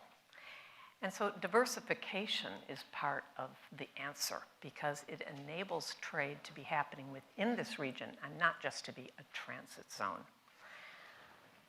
The middle corridor, however, is not a new idea. It's been around for about a decade. The Georgian, Azeri, and Kazakhstan railways came up with this idea, and they developed a committee to create the Trans-Caspian International Transport Route. But again, the implementation is where we are going to have to intensify our interests and actions. So in order to provide diversity on this topic of diversification, we have assembled a panel that includes 2 government representatives from the United States and the EU, an academic perspective, and as well as an operational one from the Baku port. So I'm pleased to introduce first Michael Schiffer. He is the Assistant Administrator of the Bureau for Asia at USAID. From 2012 to 22, he was the Senior Advisor and Counselor on the Democratic staff of the Senate Foreign Relations Committee.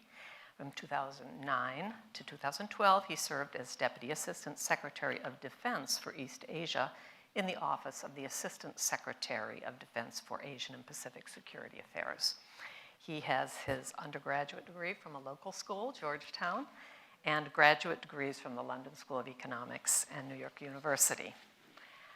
Dr. Dagmara Koska has a very wide portfolio.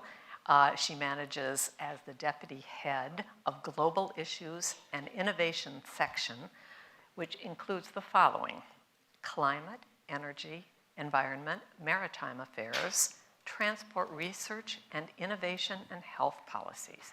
She oversees climate and energy policies for the EU here, delegation, and she works on EU-US relations and projects in these areas that are aiming at deepening transatlantic ties, such as expert exchanges and other conferences. She is a German lawyer specializing in German and international competition and energy law. We also have, on my left, Dr. Nathan Hudson, who is the Assistant Professor of Urban Planning at the University of North Texas, and he's been a consultant for many years for the World Bank. He has 15 years of rail and maritime planning experience.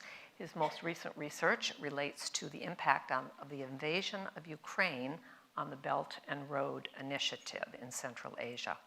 He has a PhD in urban planning and development from the University of Southern California and a master's in Russian, East European, and Eurasian studies from the University of Texas at Austin. And finally, I'm pleased to introduce Mr. Eugene See, who has over 25 years of experience in the port logistics area, including in major ports in Singapore. He's currently the Chief Operating Officer of the Baku International Seaport. And he takes a lead in infrastructure planning, systems development, and he has numerous hats that he wears in order to speed the development of the middle corridor. So with this terrific panel, may I introduce first Mr. Schiffer for your remarks? Great. Well, thank you, Marcia, and my thanks to the CPC for hosting us here this morning for this conversation. As most of you know, Central Asia sits at the convergence of four of the planet's great geostrategic and geoeconomic tectonic plates, bounded by Russia, the People's Republic of China, Afghanistan, and Iran. As we approach the quarter-way mark of this now not-so-new century, one thing is very clear. In Central Asia, as elsewhere, these plates are moving as we enter a new era of strategic competition, with new fissures, earthquakes, and subduction zones driving new thinking in the region about how to build and sustain a stable, peaceful, and prosperous future. And as a new Central Asia emerges, the United States finds that it has new opportunities for engagement and partnership in the region. Indeed, our work, especially at USAID, is emerging as a proof point that development principles grounded in pluralistic values, good governance, and economic inclusion can deliver greater resilience, diversified economies, sustainable trade-driven growth, and employment.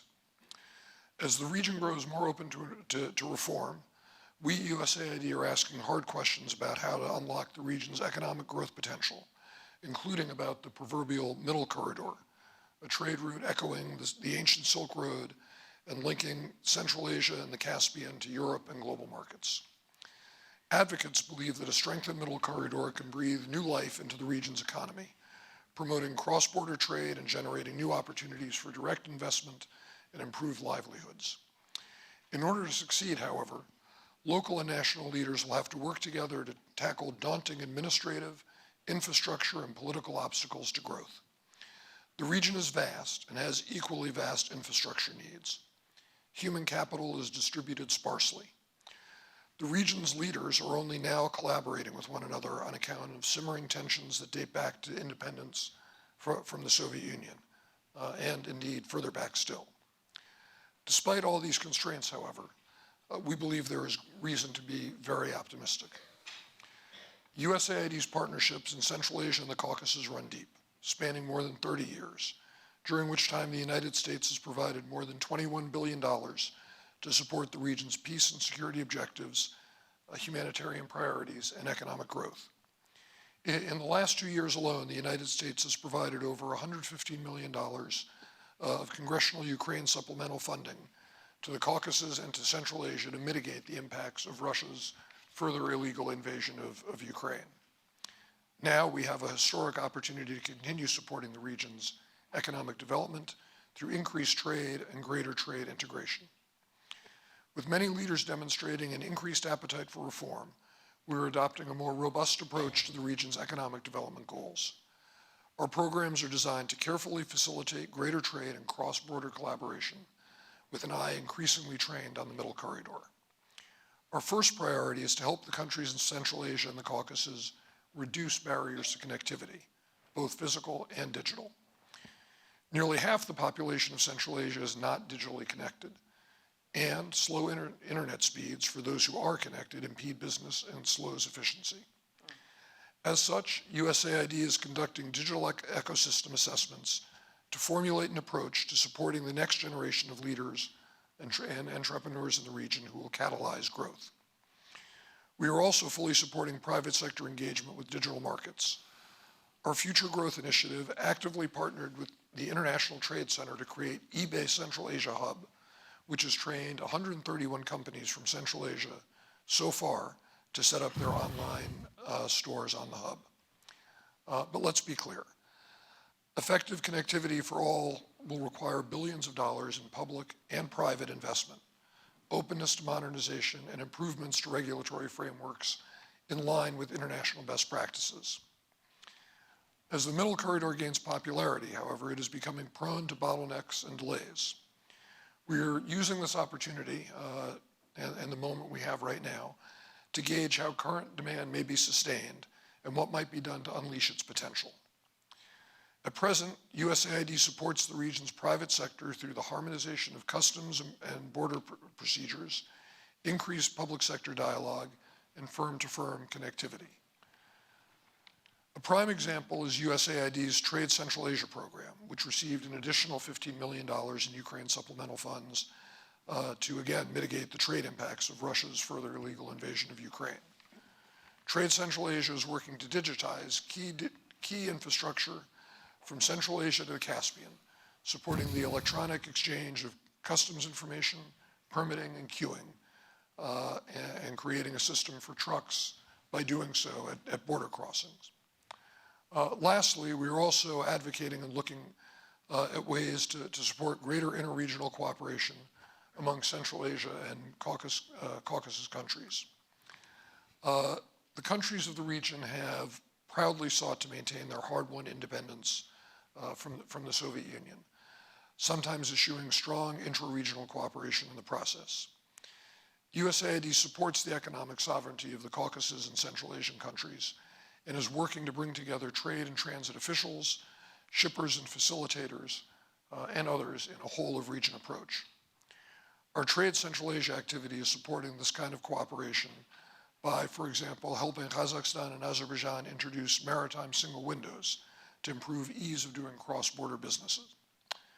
Ultimately, our hope is that the international investors who are looking at the region and considering whether or not they should be doing business there will view Central Asia and the Caucasus as a market of 90 million consumers, well-connected internally and able to attract greater foreign direct investment. USAID has a number of programs working to promote economic growth in the Caspian region, and we are working to secure new assistance funding to further this important work. We will continue to stand firmly in friendship with the people of Central Asia and the Caucasus as they chart their own paths forward, and we look forward to continuing our work in the region in partnership with the countries of Central Asia and the Caucasus to unleash their formidable possibilities for regional connectivity and to create a more prosperous, stable, and sovereign future.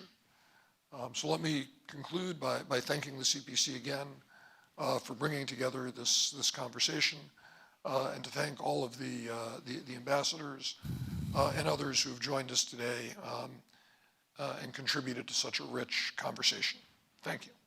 Thank you for that excellent outlining of the areas that we can focus on to sustain this demand, and we will talk about this in more detail. Thank you for laying that out. Now, Dr. Koska. Thank you, Marcia, and I'm delighted to be here with you because it seems that the European Union wasn't represented in any of the 6 previous fora, so I'm delighted to be the first EU representative to speak to you today, and I'm thrilled about this dialogue, and I'm thrilled about the messages already passed by the ambassadors and my fellow colleagues from the US administration. I would like to start with the premise that the Caspian region's vast natural resources have really started to redefine the strategic energy relations between the European Union member states, and the rest of the world.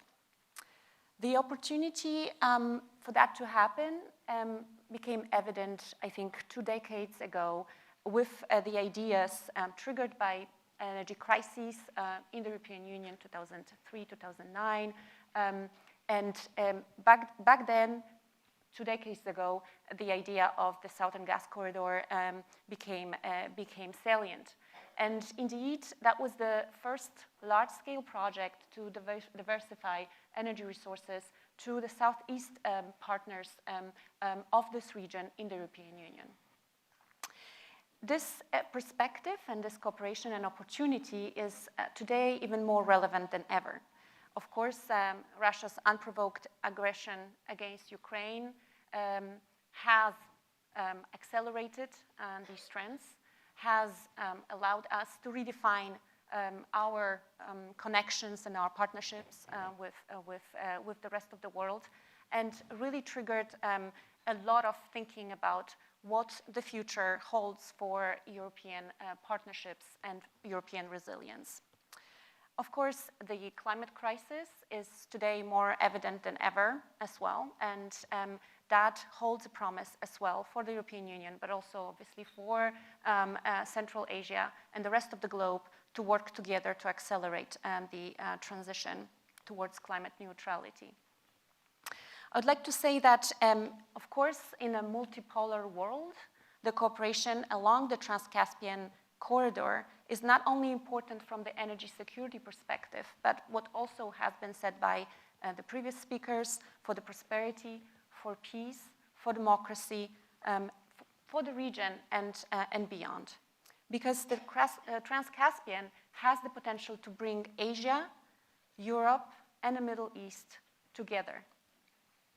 And in particular, its people, for more people-to-people exchanges, something that is extremely important for the vibrancy of our democracies. The region is an indispensable partner for the European Union. Its relevance is indeed multifaceted, as already said by Michael. Energy, but also digitalization, transportation, trade, and political ties. I think all these areas are key for our relations. Today, of course, and I focus more specifically on climate and energy, I would like to say that the energy ties, which are most pronounced between Europe and this region, could serve as a blueprint for other areas as well. So on energy, this region has played a critical role geopolitically for the European Union already.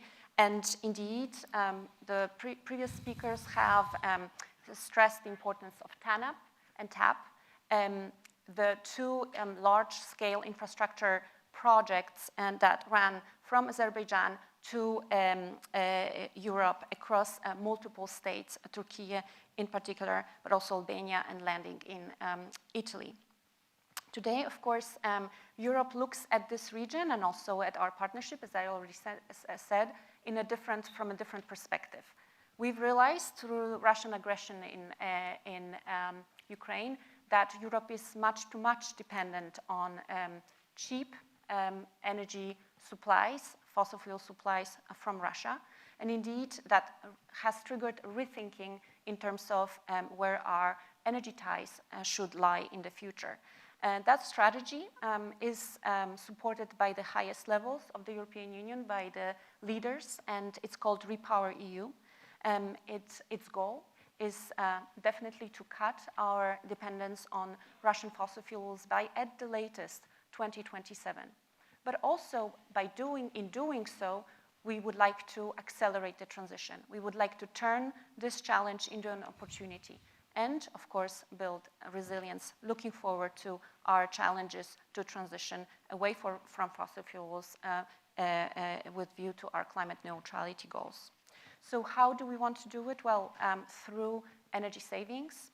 That's our first pillar of work, very important also for the region, which I will speak a little bit more about.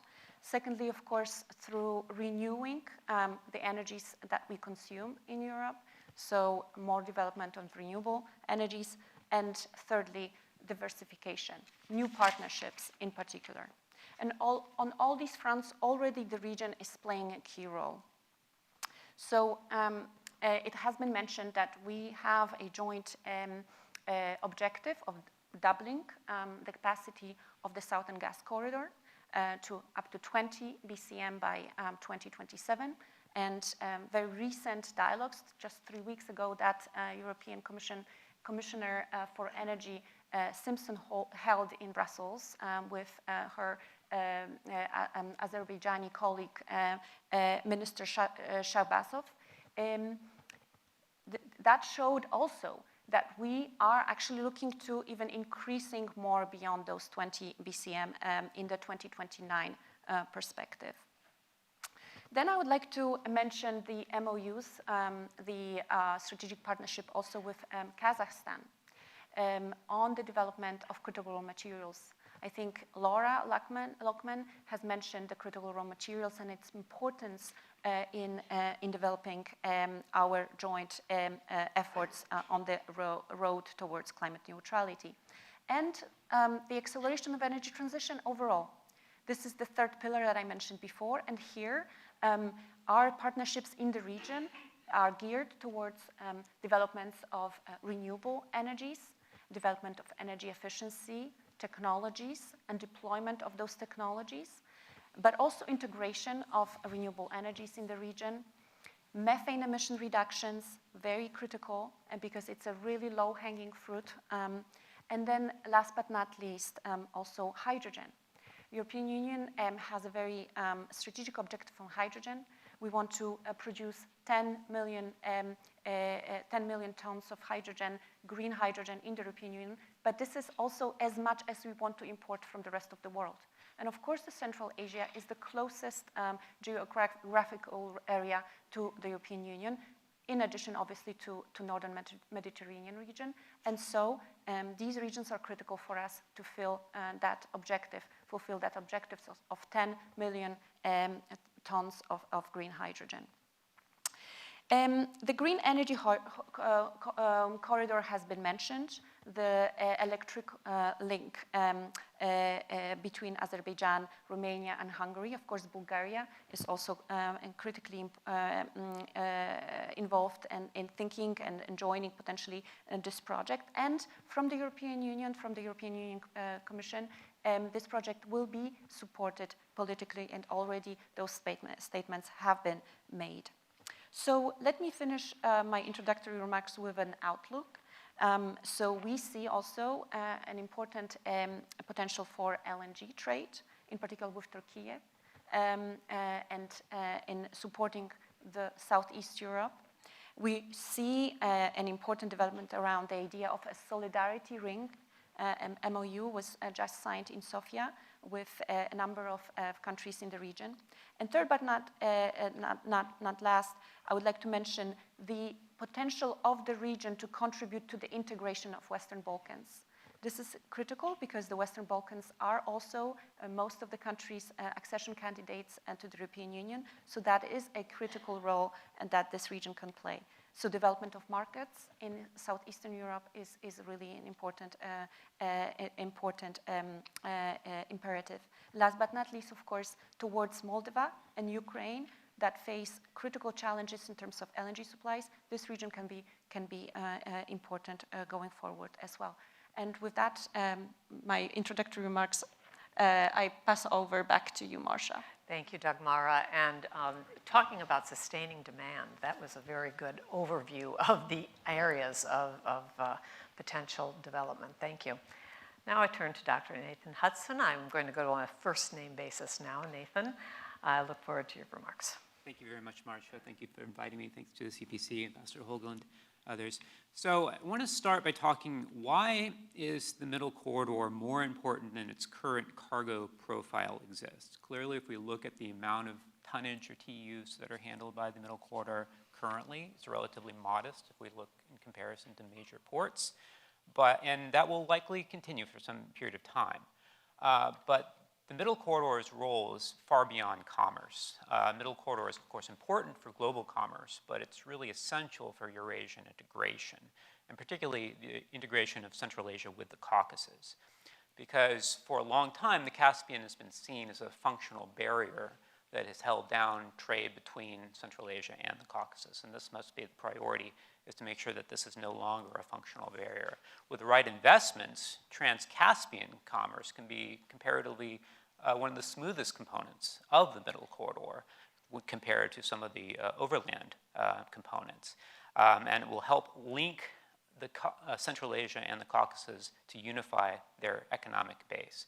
Also, the trade across the Caspian itself can be one of the most environmentally friendly aspects of the corridor, because as we know, maritime shipping is the most efficient way of moving goods. And so with new engine technologies, this could be an almost zero-emission component of the middle corridor. So I would say that coordination, clearly, with so many countries and parties involved, is definitely a challenge. But I'd suggest that overcoming this challenge will bring positive externalities in other areas. So what are the current priorities and investment needs of the middle corridor and the Black Sea routes? So one, enhancing trade between Central Asia and the Caucasus, and Central and Asia and Europe is more critical right now, I would say, than China to Europe. So the middle corridor can't necessarily be all things for all people. It will have a role for China to Europe trade, but I think its most essential function is for Central Asia to the Caucasus. And it needs to prioritize routes and commodities that will make sense whether or not the northern corridor is open. By northern corridor, we're referring again to the route that runs through Kazakhstan, Russia, Belarus, that is now a very precarious route due to the sanctions. We need to find markets that would still make sense, even if this route in the future goes back to functioning normally. We also need to think about not just containers. Typically, when you see articles in the news, they're only talking about containers. But containerization in Central Asia is still not fully developed, and we need to think about bulk cargo as well. We need to think of energy, we need to steel, other biofuels, other fuels that could potentially fuel the market. I'd also argue that the Middle Corridor will emerge as a potential corridor for the reconstruction of Ukraine. Ukraine, after the war ends, will need tremendous supplies of steel, of construction materials, of glass, of everything. And one of the major sources for a lot of these raw materials will be Central Asia. So using the Middle Corridor for the direct reconstruction of Ukraine becomes incredibly important. At the moment, we have deficiencies both of port capacity, vessel capacity, rail infrastructure, bottlenecks at border crossings. We also have a deficit of soft infrastructure when it comes to digitalization. And in some ways, the deficits on the Black Sea are more significant than on the Caspian, not because you can't get vessels into the Black Sea, but because the vessels that are being used currently are relatively old and inefficient. And that drives up the costs, the operational costs. So if we look at specific modernization, Port of Aktau is modernizing. It's trying to significantly bolster its container handling capacity up to 200,000 TEU by 2025. This is still relatively small. Point of comparison here, Port of Baltimore is over 1 million TEU, so it would still be a modest-sized port. Turkmenbashi is also, in Turkmenistan, has a critical role in this as well. Turkmenistan is right now prioritizing a lot of RoRo, roll-on, roll-off shipments. And so they're bolstering their trade with the Port of Alat, which Eugene will speak about as well. And so that's another major component, because if you're only reliant on one port, if it's Aktau, and sometimes there's weather in Aktau and lack of reliability, so having a second port in Turkmenbashi, I think, would be critical in keeping the corridor open. There's also a need for digitalization. There have been several parallel efforts to digitalize the corridor, and digitalization is very, very important for a number of reasons. One, because you need to know where your cargo is. And second, you need to be able to communicate amongst different parties. The more parties you have involved, the more important communication is. So the World Bank is trying to come up with a connector that would integrate the various digitalization efforts that are being undertaken by Trans-Caspian, by Kazakh Railways, by ADY Container in Baku. So they're trying to follow IDSA standards to make the data very secure and private, that would allow queries to occur without requiring full data sharing. Digitalization means more efficient use of currently limited infrastructure and equipment, and that can allow the system to account for uncertainty, whether that uncertainty is natural, like weather or ice or wind, or artificial. And it would allow trust to be built between different countries and shippers and providers. So you have greater transparency on rates, so you know what a container should cost, and you'll be able to understand whether or not the constraint is artificial or natural. And so for critical supply chains, for auto parts, for high-value goods, this is even more essential, because if we're moving from low-value commodities to higher-value, value-added goods, then we need those supply chains to be working even more efficiently. Another issue we need to think about is water loss from the Caspian, falling sea levels, because again, we don't want the Caspian to go the way of the Aral Sea.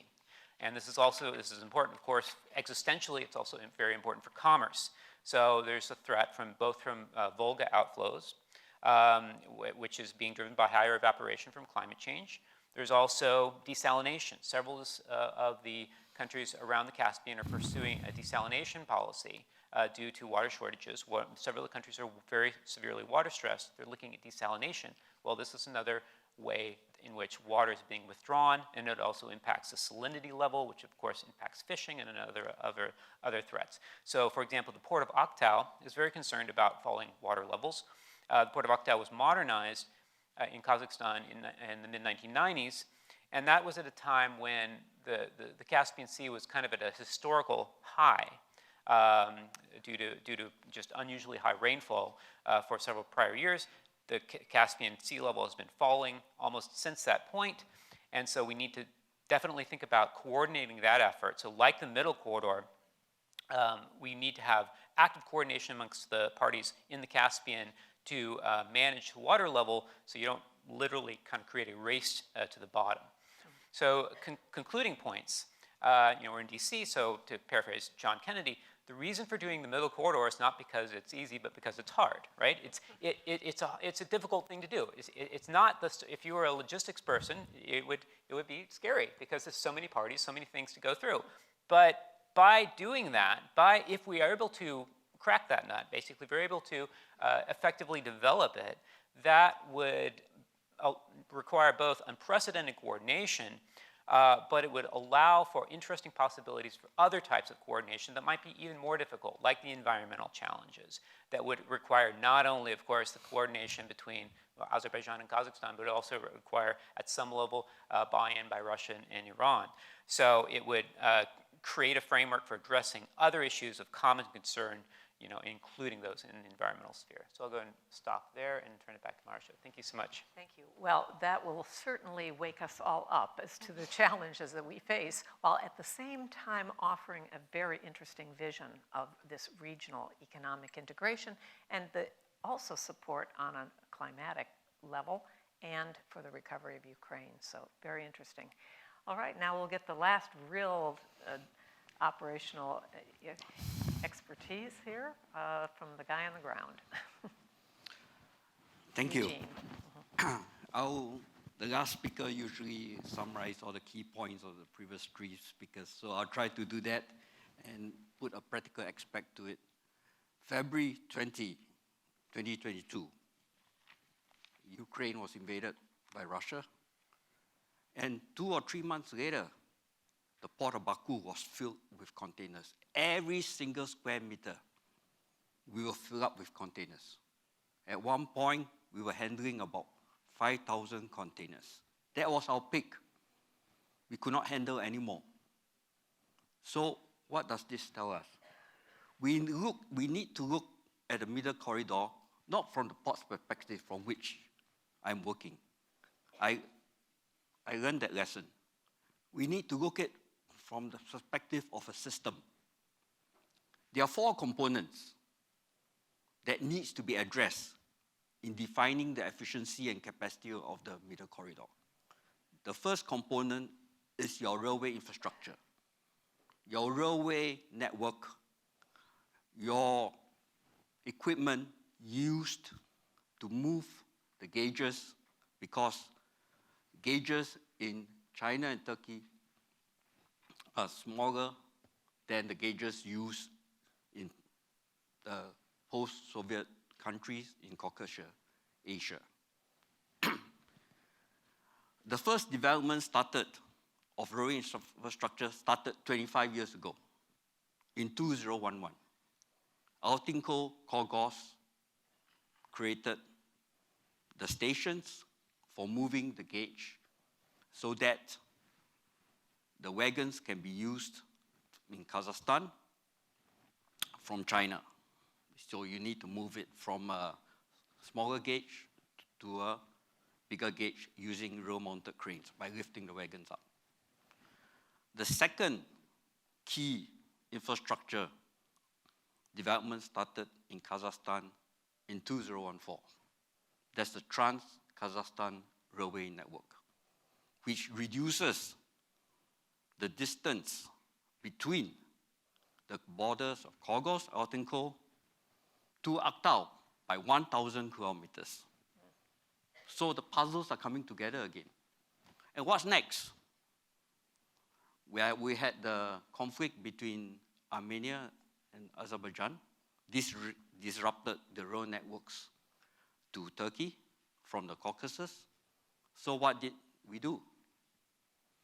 We created or implemented the Baku-Tbilisi cars. And that comes with the Altinko station, Akahalaki station, which performed the same role as Altinko-Korgos, moving the rail gauge again. Because in Turkey, as I mentioned, it's a smaller gauge. So all this you can see, infrastructure-wise, there are capacity issues. If your gauge changing capacities are not there, that becomes a critical bottleneck, whether it is Altinko or whether it is Korgos. When the flood of containers came in from the Northern Corridor, there were few factors affecting that flow. Firstly, we were coming after COVID. The Maritime Silk Road was jammed. Rates were high. Rates were so high that it equaled the rates of moving containers from Korgos to Turkey. Over 10,000 US dollars, which equal to the rates of EU's sea maritime routes. So that was to our favor. We were very happy. We were flooded with containers. All right? But could we handle it? You heard from our distinguished audience this morning of all the ongoing infrastructure developments in Kazakhstan, in Uzbekistan, supplementing the railway infrastructure.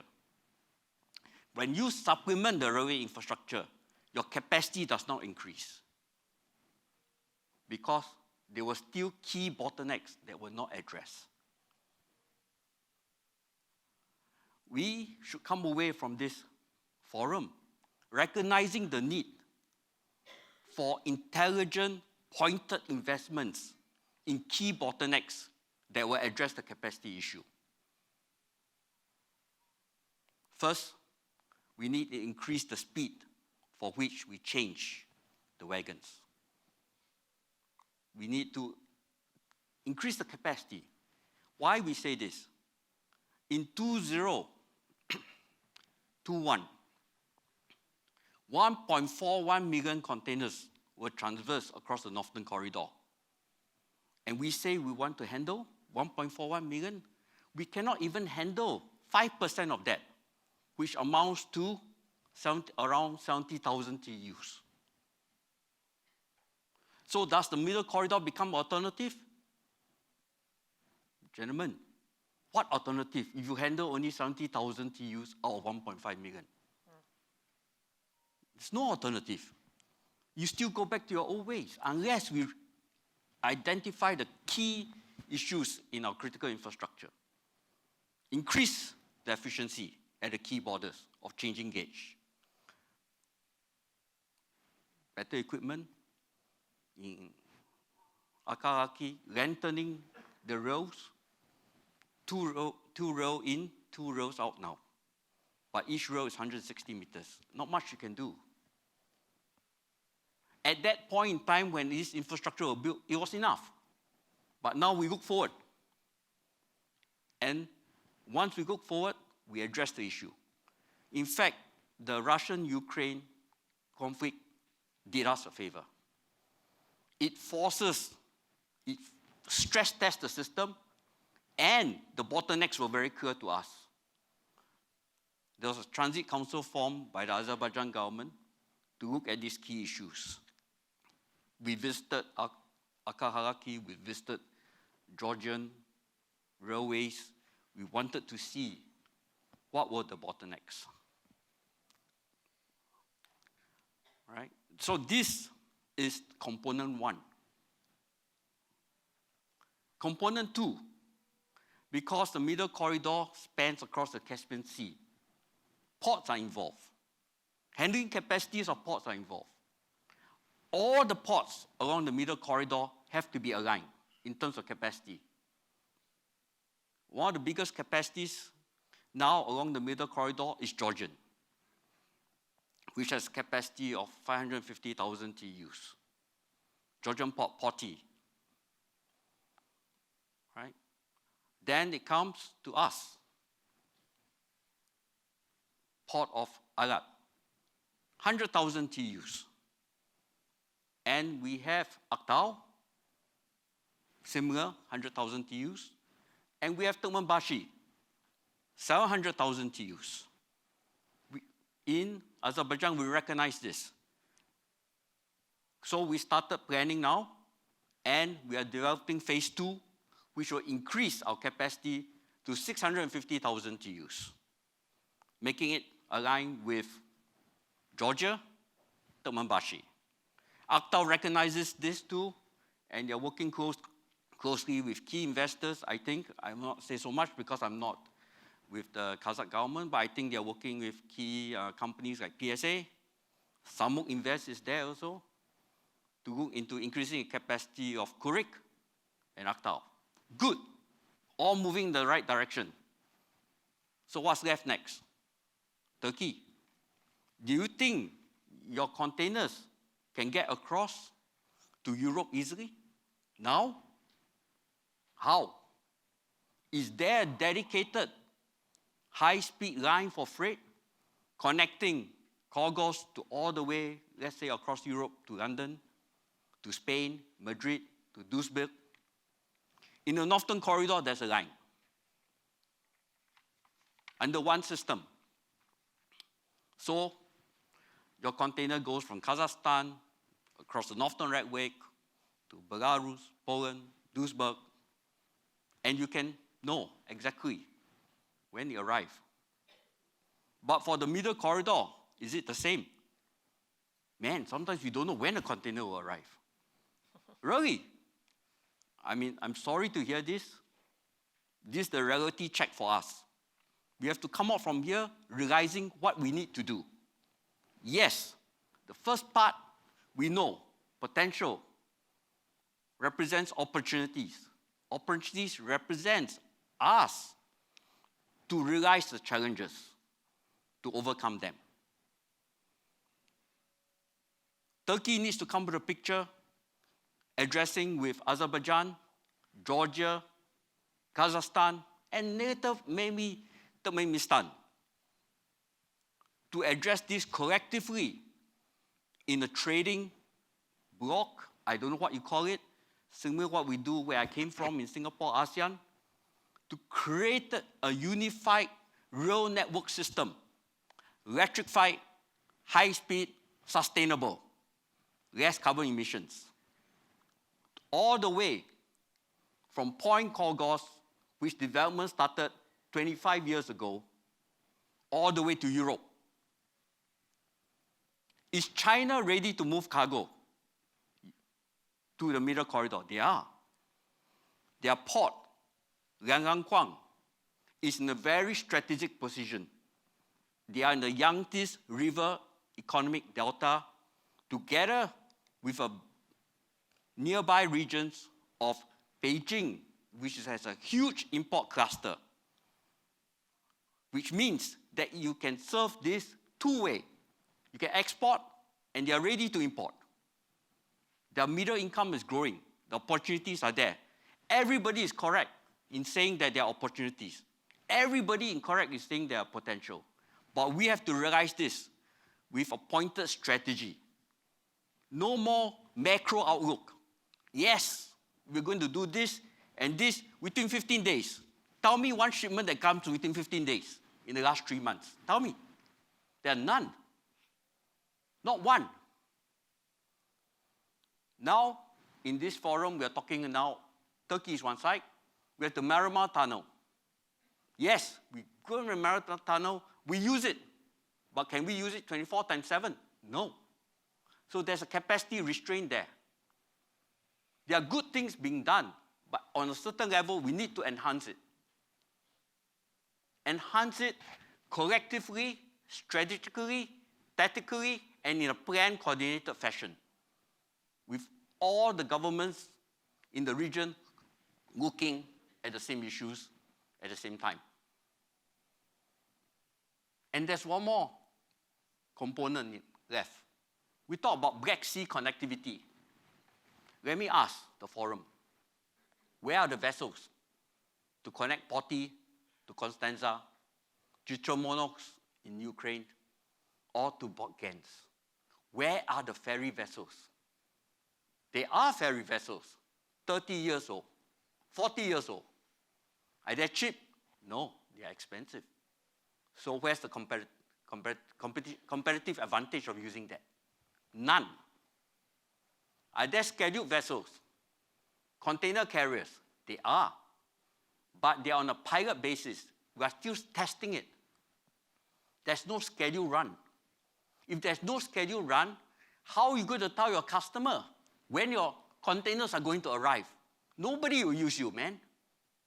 I come from operations, I ask these questions. I don't get the answers yet. But I realize that the challenges are there, and we have the capacity to overcome them. We do. Otherwise, all of us will not be sitting here. The third component is, of course, the digitization. Anyone knows how and who to contact when you want to move a container from Xi'an to Mersing? Who you contact? Who? Is there a platform that I can sign on, key my requirements, flag out a rate, and the computer tells you when your container is going to arrive, right in the flight schedule? There's no platform doing that. None. So do you take a risk when you use the middle corridor? Yes, you take a big risk. So if you have to take a big risk, will you use it? Compared to the Maritime Silk Road, where there are already systems in place to monitor, track, trace, and tell you when your containers are going to arrive. But all is not lost, because I know there are so many entities looking at this e-platform. There's the World Bank, there's OSCE, there's EU. Man, they're all looking at it. But they need to come together to create an integrated solution. I tried to do this. I talked to OSCE and EU and World Bank, and they came together, shared studies, and lo and behold, they came up with a concept called e-platform, a platform of platforms. That can work because it does not require you to develop your own systems at the same place. You put your custom systems, whether you're in Kazakhstan, I put my custom systems, I'm in Azerbaijan, okay? Put it in that platform. There's a router, there's intelligence in this, there's certain AI that picks out the information that you need and puts it to the next stage. But when you want to develop this, the question will be asked now, who's going to own this system? Where the information is going to reside to? Security issues. Who's going to benefit most from? Political issues.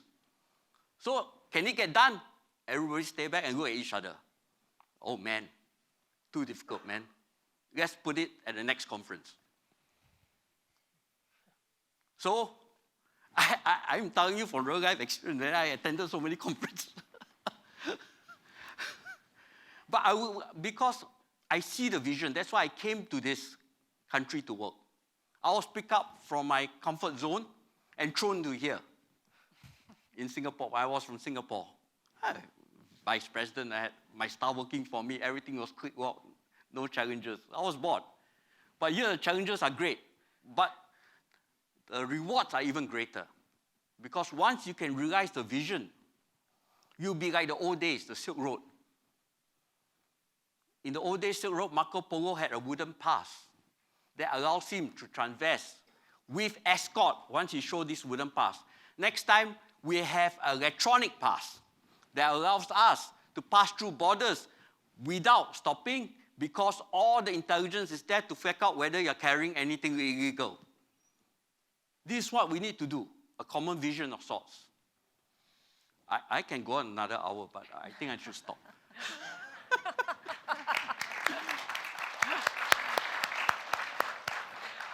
That is a perfect ending because it takes me back to my beginning, which was the one voice of this regional mindset and this one vision. And I also wanted to marry that to the idea that this is not just a transit zone, but an area of its own investment. But I do have to remind people that we have some competition. You mentioned the Northern Corridor. We thought it was down. It may have been down a bit, but it's not out.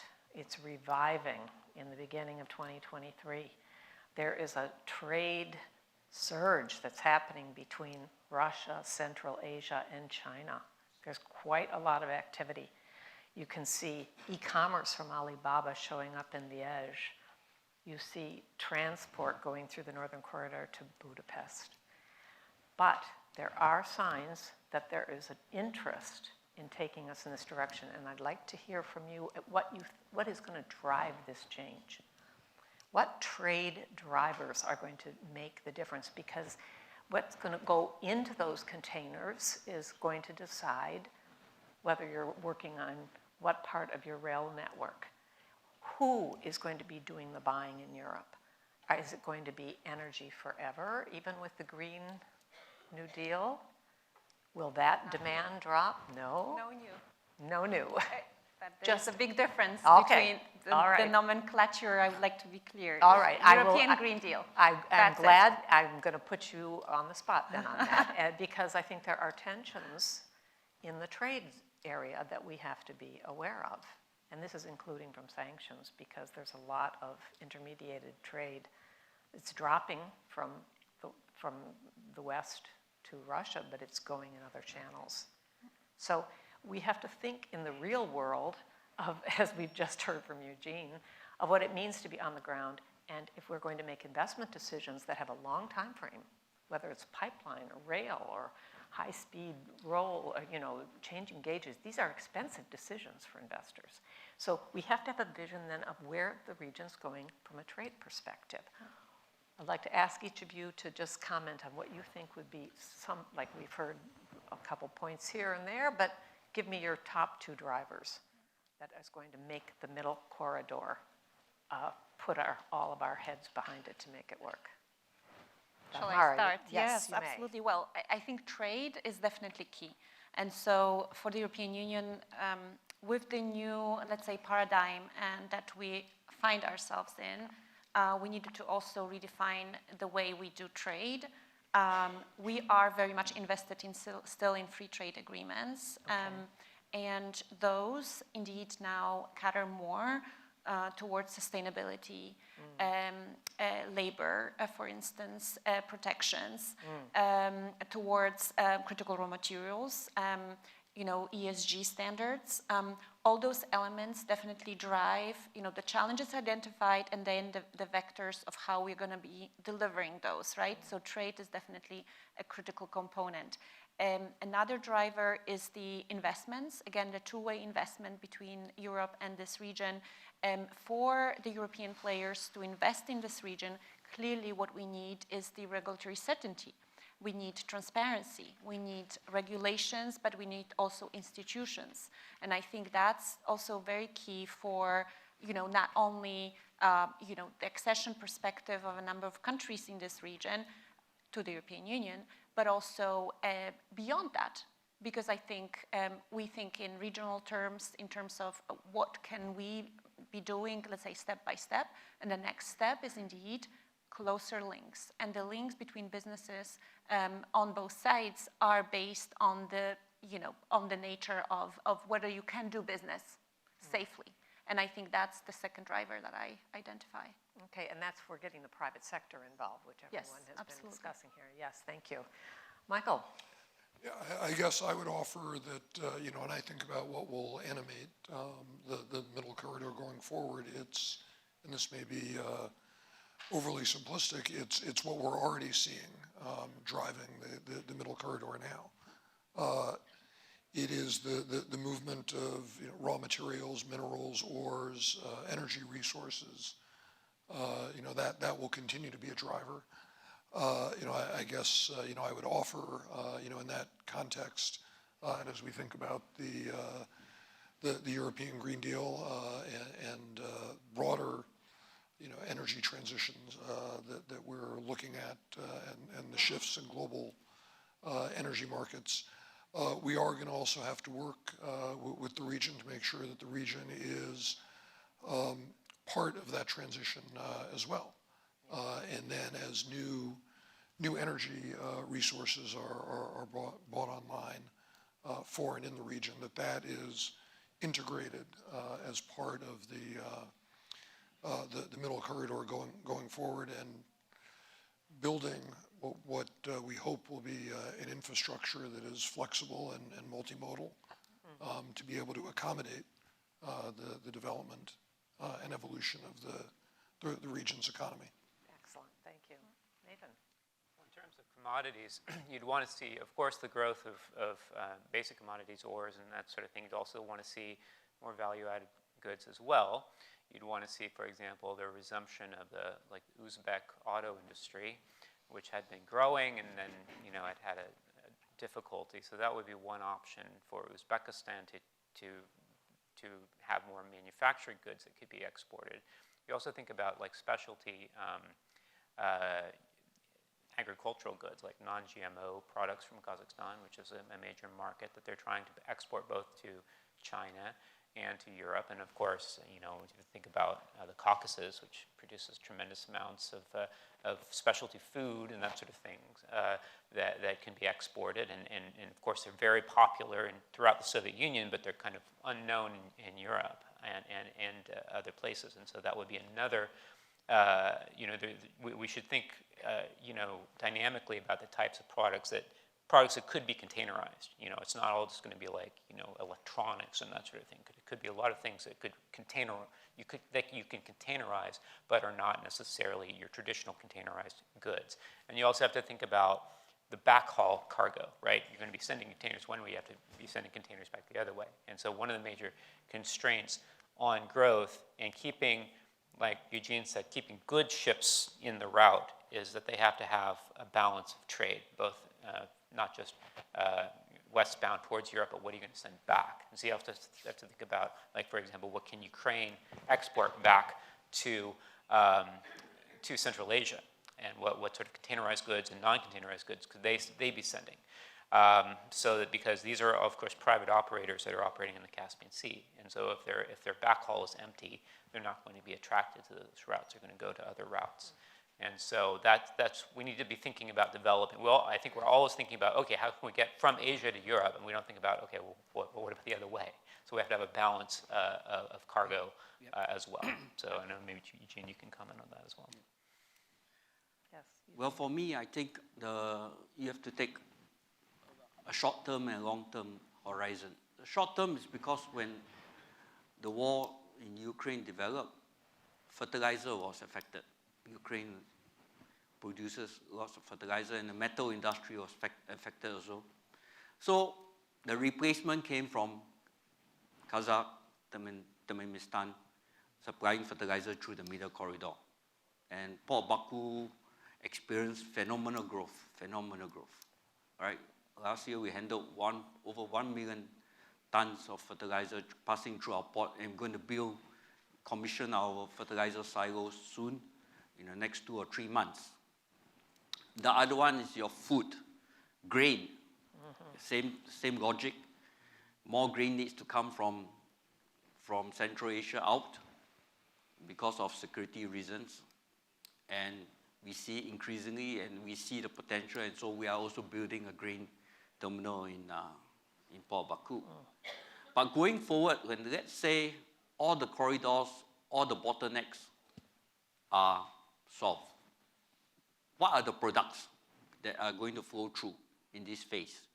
Then you talk about supply chains feeding your consumer markets, whether it's both ways in China or whether it is in Europe. Then you are linking up the industrial centers and the consumer markets. The industrial centers in China, and what are the products from these industrial centers? Obviously, there'll be high value-added products because you're going to pay higher rates. So if you're going to pay higher rates, it must be worth it to supply these goods. But from the other way around, it may not be from Europe to China, because the middle income people in China are coming en masse. They are growing. they have more money to spend. So you get certain, maybe special food from, let's say, UK, scones, which they don't make in China. And certain high middle income want to buy these scones. So they come high speed in 1 week, you have scones on the table, and these people like it. And they'll pay for it. So it's a demand and supply thing. But once you get those networks going, I can be sure that the markets will be created to fill those trains because they are reliable, they are efficient, and you know when your products are going to arrive, not right now. Okay, let me take you on that point, knowing when the goods are going to arrive, and I'm cognizant of our time. So we want one last question with some quick responses, okay? And then we can turn to the audience. To get the goods there on time and make this happen, give me your top 2 recommendations for those people in the audience who might have budgets that they're deciding how they're going to allocate for this middle corridor. What are the top 2 actions you would see to move this agenda? And in the process, would you expand the list of partners to include China as a strategic partner in development of the middle corridor? Dagmara, you're on the spot. Always me, the first one.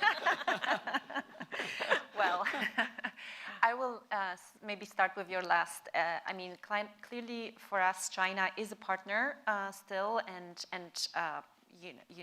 rival, competitively on a number of fronts. And last but not least, of course, we want to manage this relationship, right? Like, it's important for us to de-risk this relationship, specifically with view to accelerating the energy transition, right?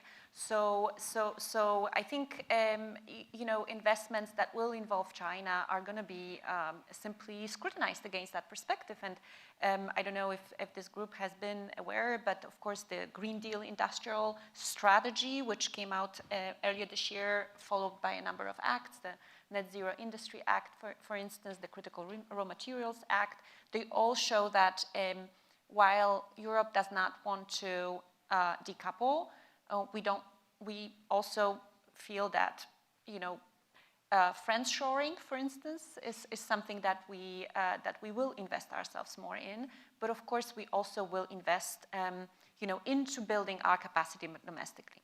And I think if, there could be two ways, trades and 2 ways, technology transfers, but also opportunities to basically, if you see that from that perspective, that Europe wants to build partnerships, build resilience through partnerships, but we also want to build within the European Union. So investments are welcome within the European Union with view to really those challenges that I've identified earlier. Okay, very good. Thank you.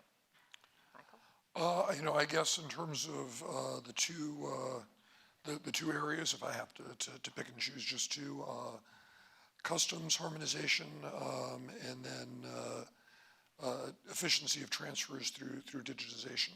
I think from our perspective, those are 2 areas where there is significant opportunity for technical assistance that can help to make trade more cost-effective, in so doing to make it more competitive, and in being more competitive to make the middle corridor a viable proposition.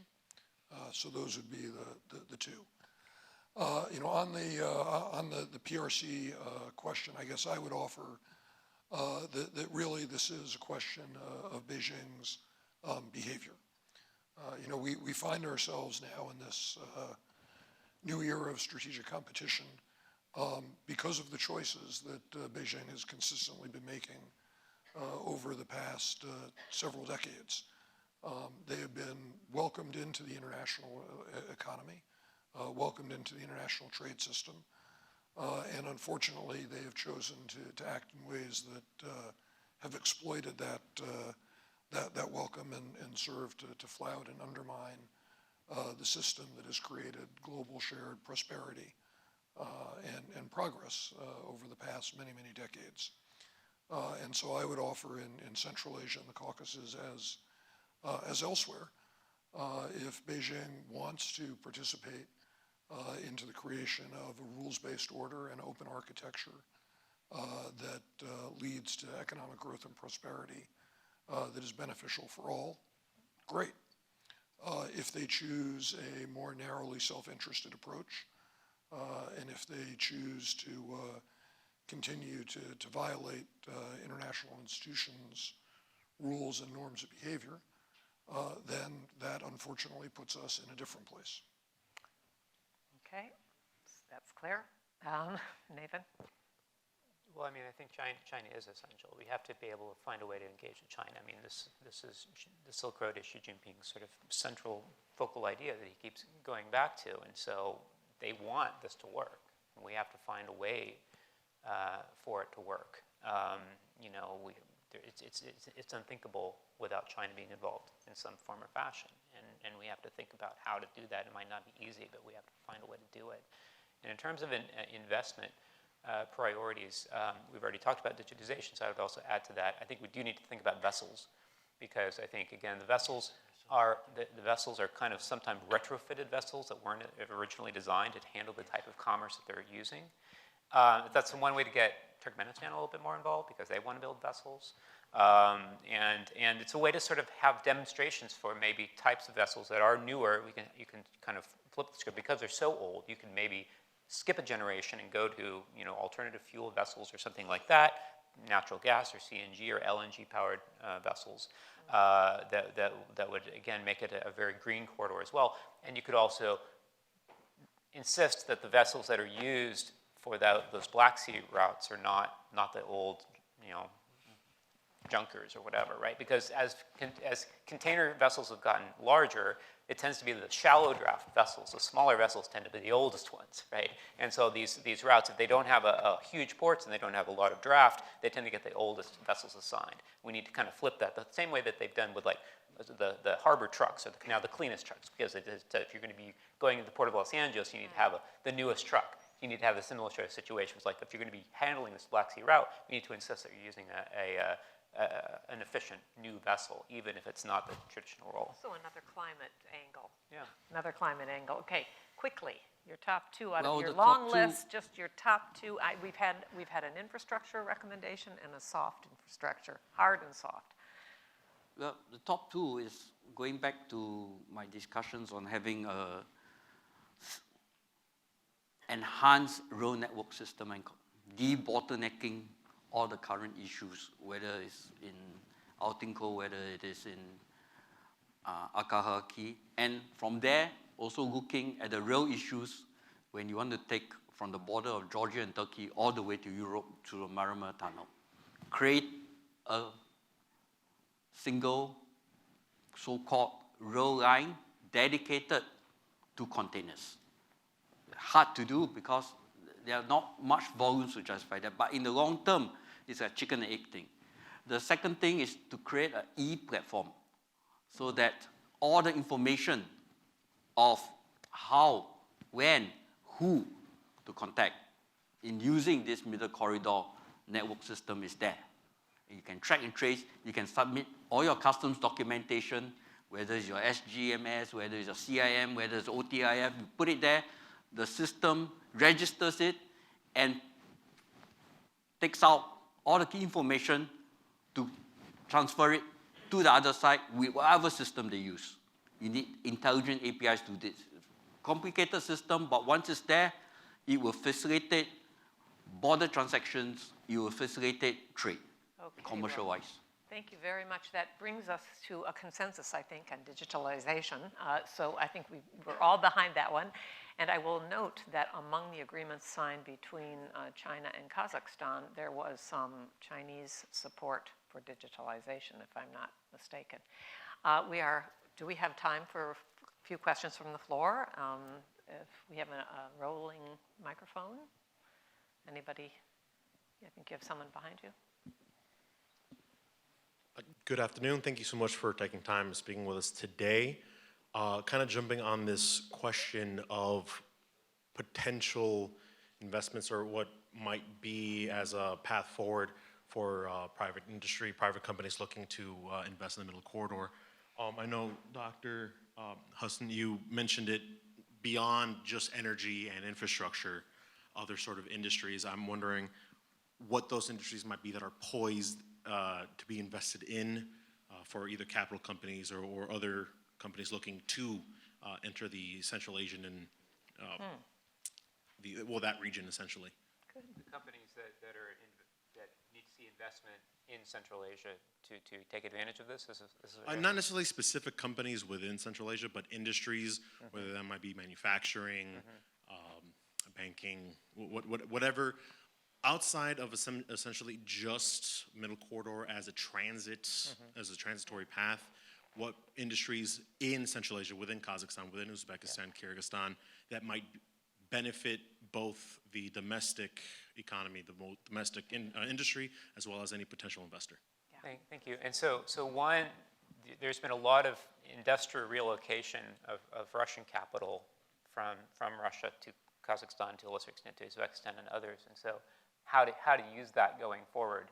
You know, there's been a lot of sort of relocation of industrial capacity, and as entities try to, avoid sanctions by moving down. So obviously you don't want them to be taking advantage of avoiding sanctions, but there is a sort of reorientation where we might see Kazakhstan and Uzbekistan take some of the role that Russia had done historically. So that might be a way of developing some of those industries where there had been clusters on both sides. I'd already mentioned auto parts, I think, or an auto industry. I think that's another major source, particularly for Uzbekistan, because of course Uzbekistan has a huge working age population. I mean, if you look at the demographic profiles in the population pyramid, you need to create a whole lot of jobs in Uzbekistan every year.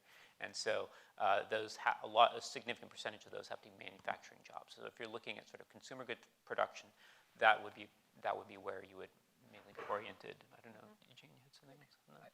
Yeah. Following that, I think the other investments you can potentially look at is the chemical industry, right?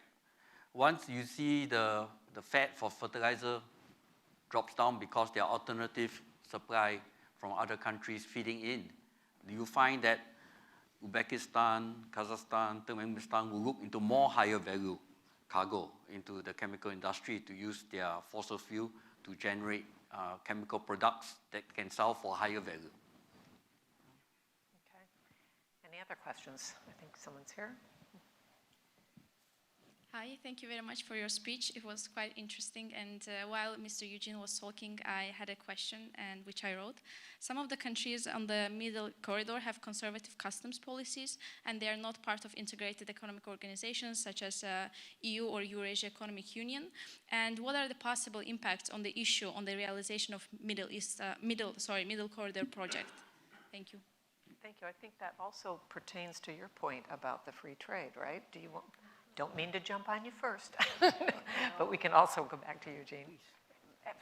I mean, I think customs are key, right? We see in our relation to Turkey that we benefited both Turkey as well as the European Union. So the custom liberalization is really amazing in terms of sparing more trade. So indeed, as much as you can align the customs regimes or make them compatible, this is going to be quite a development that will support growth and trade. And this puts our two government representatives here in the driver's seat, really, because you are in a position to you have the convening power. Yes. Right. The United States and the EU should hopefully have a platform to be able to enable this to be more uniformed, right? Yeah, no, and we are seeking to work with our partners in the region on customs harmonization. I mean, it is, for all the reasons already discussed, I mean, it is tremendously important to get that right, to be able to then unleash the potential that might otherwise remain blocked and dormant. Good. Very good point. Thank you. Did you want to add anything? I think no. Okay, good. I think we're right at the end of our time, and it seems that we're at the end of our questions. So thank you all for your attention, and it was a pleasure to hear all of you speak. I've learned a lot myself, quite a bit. Good afternoon, everyone, again. It's a pleasure to be on the stage once again since morning. We are now transitioning our afternoon session. I know after lunch it's really not easy to get together again, but I hope the food was good. And now we'll start our energy panel, which Caspian is more famous with the energy, including hydrocarbons. Now we start talking about renewables as well. And at this panel, I hope we can catch the vibe that we had in the middle corridor panel. And thank you, Marsha, for an excellent panel with all the colleagues we had in the previous session. We have an excellent lineup this afternoon on the energy session. And each one of our experts represent different angles of the energy sector. We have Robert Eichert on my right-hand side, who's coming from the think tank world, as well as wide policy experience as well. Bob Scher, dear friend, from BP, and he has a very distinguished career in the US government and also now BP, as well as our Georgian colleague, who's on my left-hand side, and Zhubo, good to have you here. Let me start saying that Caspian region has a huge potential in energy and has been proven so far in the last 30 years since the independence of the countries, and energy flows started from the region to the global markets, and it has now become increasing player in European energy security. But there is more to discuss about this because 30 years has been very successful in development of several projects in the region. But now time is to start talking about other areas of energy in the region, as well as to see what's the perspective, and also to analyze this in the picture of energy transition that is we are trying to achieve globally, and the climate goals that were set forth by many countries. So with this, I want to start with our first speaker, Dr. Robert Eichert. I will give some highlights from his long bio that I have, but he had a very distinguished career. Non-resident senior fellow, Atlantic Council Global Energy Center. He's authoring a policy series on power sector transformation in developing countries and contributing to the Council's work on the climate change at Atlantic Council. Also energy security and geopolitics of nuclear energy innovation. In last year, he also worked with Tetra Tech on the new American Innovation Center for Central Asia initiative, which is very relevant to our today's forum, under the USAID-funded Power Central Asia project. Dr. Eichert enjoyed a distinguished 40-year career in the US government, advancing US international energy interests. He retired in January 2016 from the US Department of State, where he served as Deputy Assistant Secretary for Energy Transformation in the Energy Resources Bureau from 2011 to 2015. Prior to his assignment, he also had a very important role at the USAID in the Europe and Eurasia Bureau as Chief of Energy Infrastructure. He managed and supported through 2011 over 500 million in energy and infrastructure projects in Eastern Europe and the former Soviet Union, and led US efforts to further the energy market transition and promote private investment in the region. He initiated the first US energy assistance programs in Eastern Europe in 1990, since the early independence of the countries. And also in 2016, Secretary Kerry awarded him the Secretary's Career Achievement Award. Good to see you, Dr. Eichert, and always last year we had you here, and a lot of things have changed since then, and we look forward to get the update. Well, thank you very much, Evgen. It's a pleasure to be here again this year, and thank you for inviting me.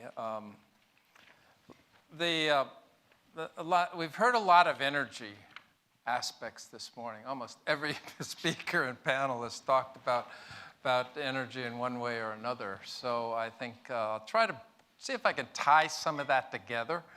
And of course, the Caspian region, like other regions, sort of dealing with these three issues at the same time: energy security, sustainable economic development, where energy cross-cuts, whether it's water or food or health or what have you. As part of the SDG process, you can see all these different links.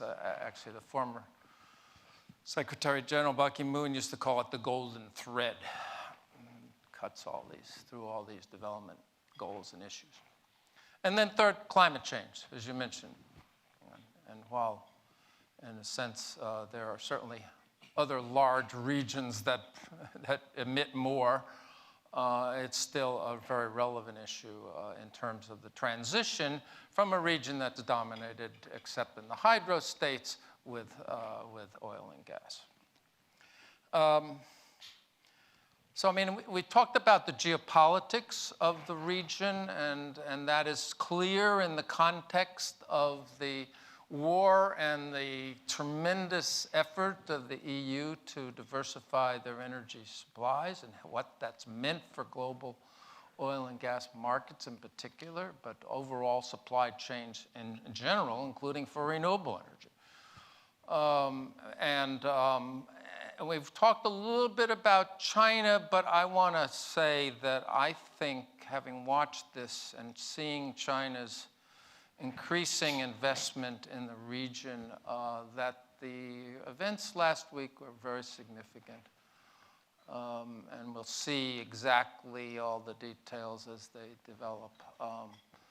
But clearly, the major initiatives that Xi Jinping announced in terms of infrastructure investment, oil and gas, hydro, solar in Kyrgyzstan, I mean, just a plethora of announcements and activities.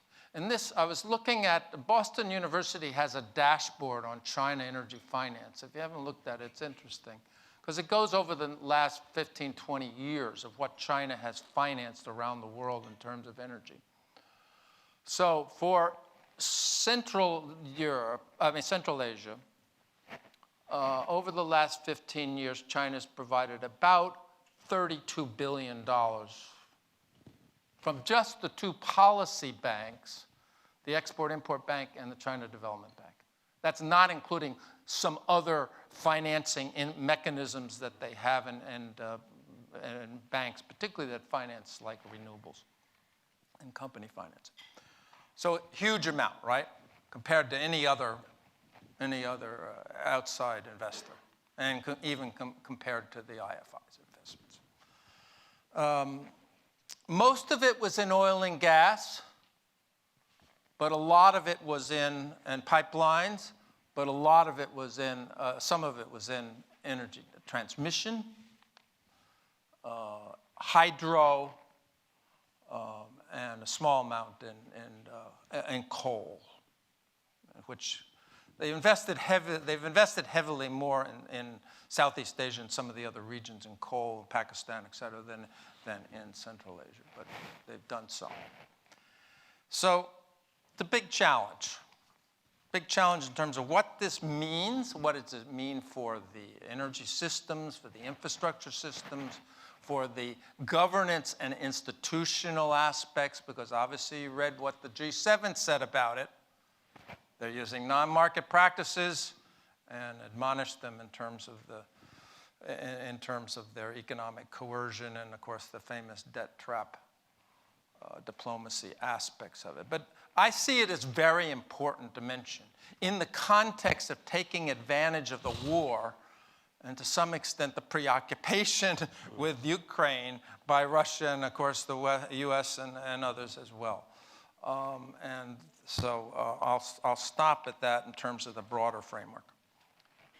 I wanted to mention, I think, 5 issues or priorities that I see, and some of you may have heard some of this when I was on the CPC webinar on renewables, but I think it's worth repeating, because obviously they're pretty basic principles. So we heard about sort of the environmental issues, and the ambassador from Kyrgyzstan talked about the energy-water nexus.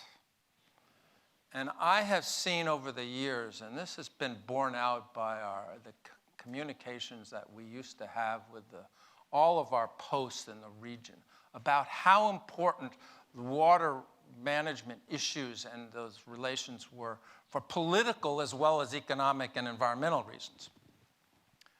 And now with climate change, it becomes even more important, because the trends that we're seeing in terms of glacier melt and in terms of moisture in the soil, requirements for irrigation, all those kinds of things are huge issues related to that. And of course, we've had the traditional relationships in terms of the upstream and downstream states. And this, to some extent, is true in the South Caucasus as well as in Central Asia, where you have Georgia, of course, it's very dependent on hydro. Armenia has some hydro, et cetera. But it's especially true in Central Asia, where we've had drought conditions, et cetera, in Kazakhstan, South Kazakhstan and others in 21. And you had Sridhara River, which was one of the 2 major rivers in the region, was down 1/3 of their volume. So, you've got this issue. In the future, it's likely to get worse, in my view. Second, been discussion about the resource potential of the region, large solar and wind resources. And even in Georgia, you're finding that you have significant resources that can be developed for low cost and have in Armenia as well good bids. In Azerbaijan, World Bank just came out with a study that estimates that the feasible offshore potential is 7 gigawatts. And so if you've ever been to Baku, you know how windy it is there. And so big resource potential to diversify their energy mixes. You have to remember that you've got both the sort of the oil states that are relying on oil and gas, and Kazakhstan big on coal. And then you've got, in a sense, the hydro states, Tajikistan, Kyrgyzstan, and Georgia in particular, that have very high that. So diversification is important both for the oil states as well as for the hydro states. It's a different kind of diversification, but you don't want to be too dependent on hydro, and you don't want to be overly dependent on fossil as well, especially in today's where you're trying to meet the emissions and the renewable targets that the countries have set in the context of the climate COP process. Major investments are needed, but you're seeing now, and my latest estimate, I guess, is that especially in Azerbaijan, Uzbekistan, and Kazakhstan, larger projects are being developed, potential of about 15 gigawatts between now and 35. My estimate earlier in the webinar was a little bit higher, but I've scaled that down a little bit. And you've got IFIs all over the place in terms of including the Asian Infrastructure Investment Bank, Chinese financing.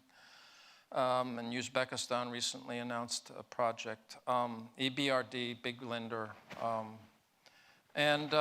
course, the big thing that I notice is that there's not many US companies in this list of renewable energy investors. So hopefully that'll change. I mean, we have companies that in wind and other areas, solar areas, that are potentially players in this region as well. But attracting the investment that's needed, even though it looks like it's flowing, and a lot of the auctions that have been done have been fairly successful with regards to the getting reasonable prices for the solar and wind systems. Like with Masdar was mentioned, and Middle East investors in particular, big Saudis, as well as the Europeans and Chinese. There needs to be still further improvements in the legal and regulatory framework. And we see that particularly not only in terms of low prices, which is particularly important now because the cost of some of the renewable projects around the world are going up. You see that dramatically, both supply chain issues, but just in terms of the financing costs also going up. And so that's going to be important. Fourth, and I should say that the BNEL does the climate scope report, that in 2022, you look at the comparative ranking. Countries in the Caspian are not well positioned with regards to the scores on that in terms of the climate for clean energy investments. So, and they go through a number of areas that are for improvement, and I won't dwell on that now. Fourth, when we talk about the transition, the issue of the grid becomes vitally important. Not only the high voltage transmission grid, but the lower voltage transmission grids as well. And we're seeing that. Euroelectric came out for a report in the EU in terms of their transition that says 70% of new renewable connections is in the low voltage transmission system. Now, for the 1,000 megawatts, yeah, those are going to feed into the high voltage grid, but renewable development can occur at the various levels, and so there needs to be improvements in the distribution system. And if you look, traditionally, the International Energy Agency has used about 35–40% of total power investment needs to be in T&D. It's not all generation. So we get fixed on generation, but the inefficiencies and the need for modernization of the transmission and distribution system is really important. And that feeds into the last point, which is regional cooperation. And in aid, we try to work, and actually starting with parallel transmission agreements with the 5 countries in the early 90s, to try to sort of strengthen that relationship in both regulatory as well as the physical upgrading of the system.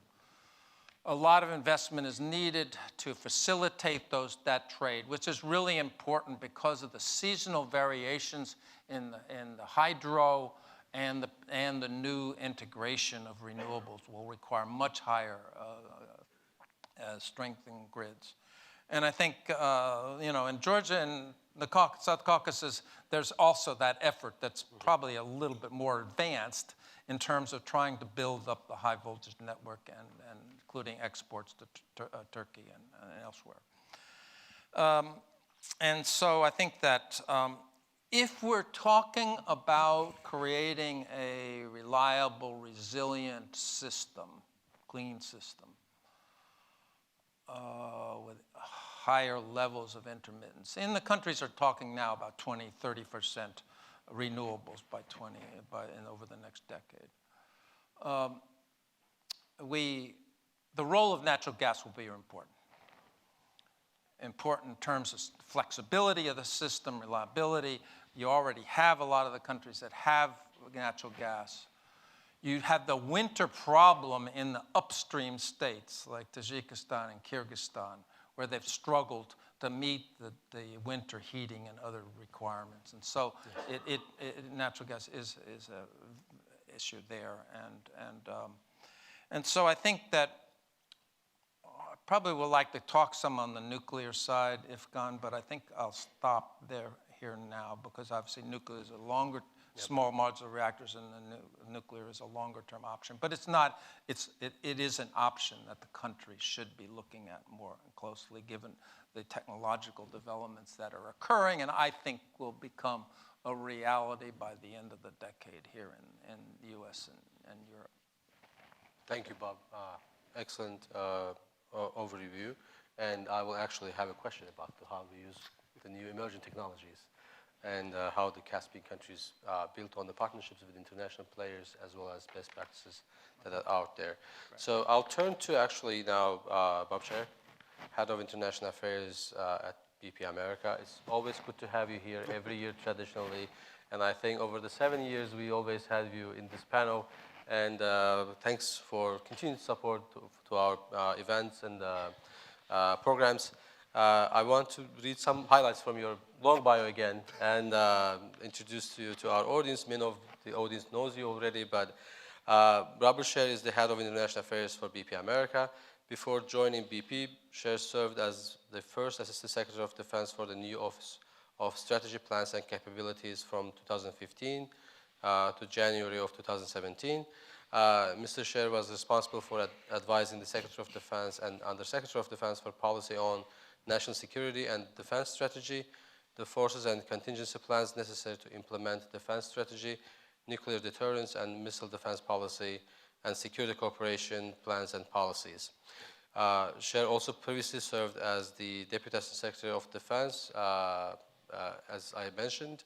And also, I want to say that Mr. Cher has a Bachelor's of Arts from Swarthmore College and conferred with high honors and a Master's of International Affairs from Columbia University School of International and Public Affairs, where he was awarded a DuPont International Affairs Fellowship.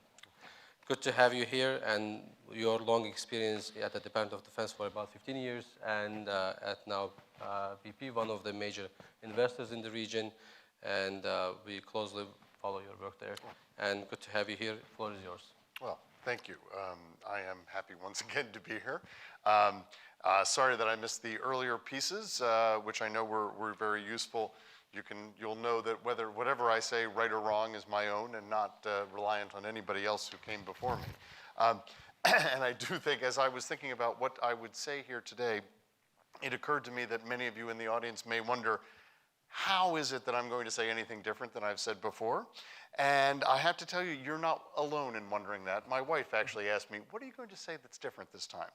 So in the past, I have often spoken about significant energy projects in the region, what made them successful, what we can learn from public and private cooperation and partnerships, and what that means for the importance of the region and for the impact of the region on the world, especially in the energy sector. And all of this remains true. But I didn't want to say that again. So recognizing that I was pretty sure if I didn't want to say it again, you all didn't want to hear me say it again, I've switched up from my 5 key elements, which absolutely you can find, and I think somewhere in a tweet somewhere. But let me do something a little bit differently today. I think it's worth it, given all that has happened in the world, to reflect on the lessons that we have learned, or maybe hope we have learned or should learn from this past year. The last time I was a panelist, on this stage, it was we weren't sure how this year was going to go, what was going to happen. I think we have a better sense now of what that is. So I've come up with 5, it turns out, lessons that I think we should learn from this, and I'd like to share how we in BP, how I think the energy sector writ large, and I think the region can understand and appreciate that. And since there are only 3 of us up here on the stage, I get to talk for a little bit longer than I have in the past, so here we go. 1, nation states and the decisions that they make matter. If you didn't understand that geopolitics and energy were related before Russia's invasion of Ukraine, you do now. And the demise of the importance of the nation state has proven a tad incorrect, if not, or at least early, if not incorrect. Number 2, the world needs energy in order to function, grow, and develop, as Bob noted, and to provide the benefits of that growth to our ever-increasing global population. Number 3, the world will continue to demand, and we need to be able to provide lower carbon ways of providing that energy, because frankly, the fate of our planet depends on that.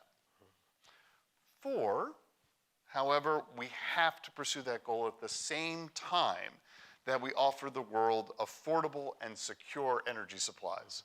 Again, not surprising to hear Bob say something similar on that, not just because we share a name. And where is Sakuda, by the way, to be clear? Where's the other Bob? Next time. And that's okay, I'm just saying. We have too many Bobs already. Trust me. Again, my wife says that too. We have to get to a net zero world. We have to make this transition. But societies have made it clear that we need to do so in a predictable and orderly way that doesn't sacrifice affordability and security of that energy supply. And 5, and I'm going to cheat just a little bit here, government and decisions made by governments at all levels matter. And it matters for how this transition unfolds, how we meet these 3 goals of providing the affordable, secure, and increasingly cleaner energy. So happily for all of you here, I will not go through lengthy treatises to support each of the 5 points individually. I hope you wrote them down the first time. I won't do it again. What I do want to do is talk to you about how we at BP and with our regional partners are working to address the world in which we find ourselves, and how we are trying to show that we understand and have learned the lessons that I've listed the past few years. Russia's invasion of Ukraine thrust energy issues to the forefront of geopolitics. Markets were clearly shaken as the production and supply of hydrocarbons from Russia were in question about how long they would be able to be supplied. What was fascinating to witness is how much nations and societies quickly pivoted to finding in-kind replacements for the fossil fuels that they thought they might lose and then consciously chose to remove from their supplies. This wasn't entirely surprising, but it was a very good reminder for societies that seemed for a while to be only focused on getting to net zero, that these societies did in fact understand that hydrocarbons are still needed for the likely and the near term and likely midterm, and that the transition is not an on-off switch, but more like a dial that has to be turned deliberately. So as I noted, we all understand that we have to get to a net zero world, but we need to do so in this orderly fashion, and one that allows for the affordability and the security of energy as well. I'd say the Caspian region is a perfect example of this trend. The region has always been rich in access to hydrocarbons, the birthplace of oil production, I'm told repeatedly whenever I talk to my friends in Baku, much to the chagrin of my friends in Pennsylvania. So it's an inside energy joke, right? Okay. Sorry, I mean, doesn't work in most audiences, but I would think it would work here, right? Okay. And we in BP, along with our national and commercial partners, play a role in not only providing energy for the region, but also providing energy that comes from the Caspian to other regions, either directly in the crude oil market as a whole, or through Turkey and to Turkey, and then to Western Europe in the gas market. And we've talked about this many times, and I hear that the BTC pipeline came up in terms of the remarks of the ambassador from Turkey. A key development in the modern history of the oil industry and the region, and the Southern Gas Corridor is another momentous achievement in the gas market. Because natural gas supplies have been such a key geopolitical discussion point for the world in the past year, and because I work at BP, let me spend just a little bit of time on what we've seen from Shah Deniz and the Southern Gas Corridor. After just over 2 years from the launch of the Southern Gas Corridor, the Shah Deniz field has proven to be a significant source of gas for Europe and Turkey, and the corridor and the gas pipeline has successfully linked the South European markets with the main European gas market, increasing the security of supply in the region. To date, Shah Deniz has produced 182 BCM of gas since its inception, which approximates about 23% of its recovery. So that means there's more gas to come from Shah Deniz to support the energy security of the region and Europe. Shah Deniz had a very successful 2022, achieving 25 BCM of total gas produced, of which nearly 21 BCM was exported. In 2022, the operators along the Southern Gas Corridor, including BP, coordinated their efforts to conduct some high-flow trials that proved additional capacity in the system, allowing increasing export to Europe by approximately 1.5 BCM. So while the original long-term contracts were for just over 10 BCM to flow to Western Europe, we have been able to reliably expand those flows to all customers, and we are seeing between 11 and 12 BCM on a daily basis going to Europe now, depending on the market demand. And based on commitments from the market, we are working within the current infrastructure to bring the total capacity close to 14 BCM from the end of 2025. That's real hard numbers of what's going on, what's being produced in the Caspian, and what's going into Western Europe in response to the market, both long-term market mechanisms and the shorter-term market demand. Now, there's been discussion amongst governments, and again, go back to remember, government policy matters, to try to expand the capacity of the Southern Gas Corridor, and we are working with our partners to contribute to that. In order to increase, of course, you've got to look at how do you get significant infrastructure investment and find new resources. So at BP, we're definitely working with the consortium and our partners in Azerbaijan and elsewhere in the region. We've recently had a successful spud of the Shah Deniz exploration well to understand what we have there in terms of new resources to provide. We're going to take advantage of any new discoveries, but let's be clear, any new discoveries at a certain point will only get to outside of the region if there is infrastructure to support those supplies. And honestly, right now it's hard to see how much more than we have currently planned and expanded to beyond that 14 BCM that we can work without major and long-term infrastructure investment. As many of you know, The Southern Gas Corridor was only able to be built based on 25-year purchase agreements from 11 companies across 7 countries. It's hard to see similar infrastructure investments without some kind of similar commitments. But we also, in BP and in the region, know that the long-term answer to our energy needs cannot be met only with hydrocarbons. The 2 legs of what we sometimes call the energy trilemma are affordability and security, but that the other leg is how do we find ways to provide energy in an increasingly clean way. And here the region is doing that as well, on their own and with industry. For example, the ones I know, of course, BP and the Ministry of Energy continue close cooperation on Project Sunrise, a solar power plant project in Azerbaijan. Clearly, Azerbaijan, along with other states traditionally seen as hydrocarbon-focused, understand that there is a need for balance in energy production and that the world needs to put less carbon into the atmosphere.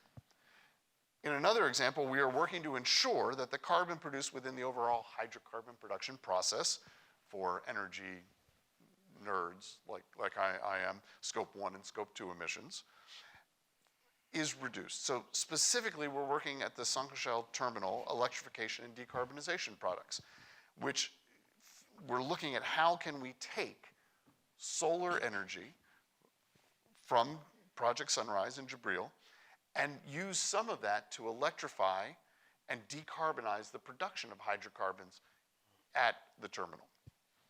So as I sit here today, it seems very clear to me that the Caspian region has already learned, and in many cases, frankly, already knew, many of the lessons that I think the world should take from the past year. Let's be clear, few in this complex political region fail to understand the importance of geopolitics, the importance of nations and relations amongst them. This region has been key to providing the energy the world needs for centuries and has seen development come locally and globally because of that energy. Further, this region, even as dependent on hydrocarbons as it has been, is directly involved in the decarbonization of its fossil fuel production and on adding clean energy supplies to the grid. The Caspian has been at the forefront of Europe's desire for secure, stable, and affordable energy for years through the commitment of multiple governments and companies to providing supplies from the Caspian west through multiple pipelines.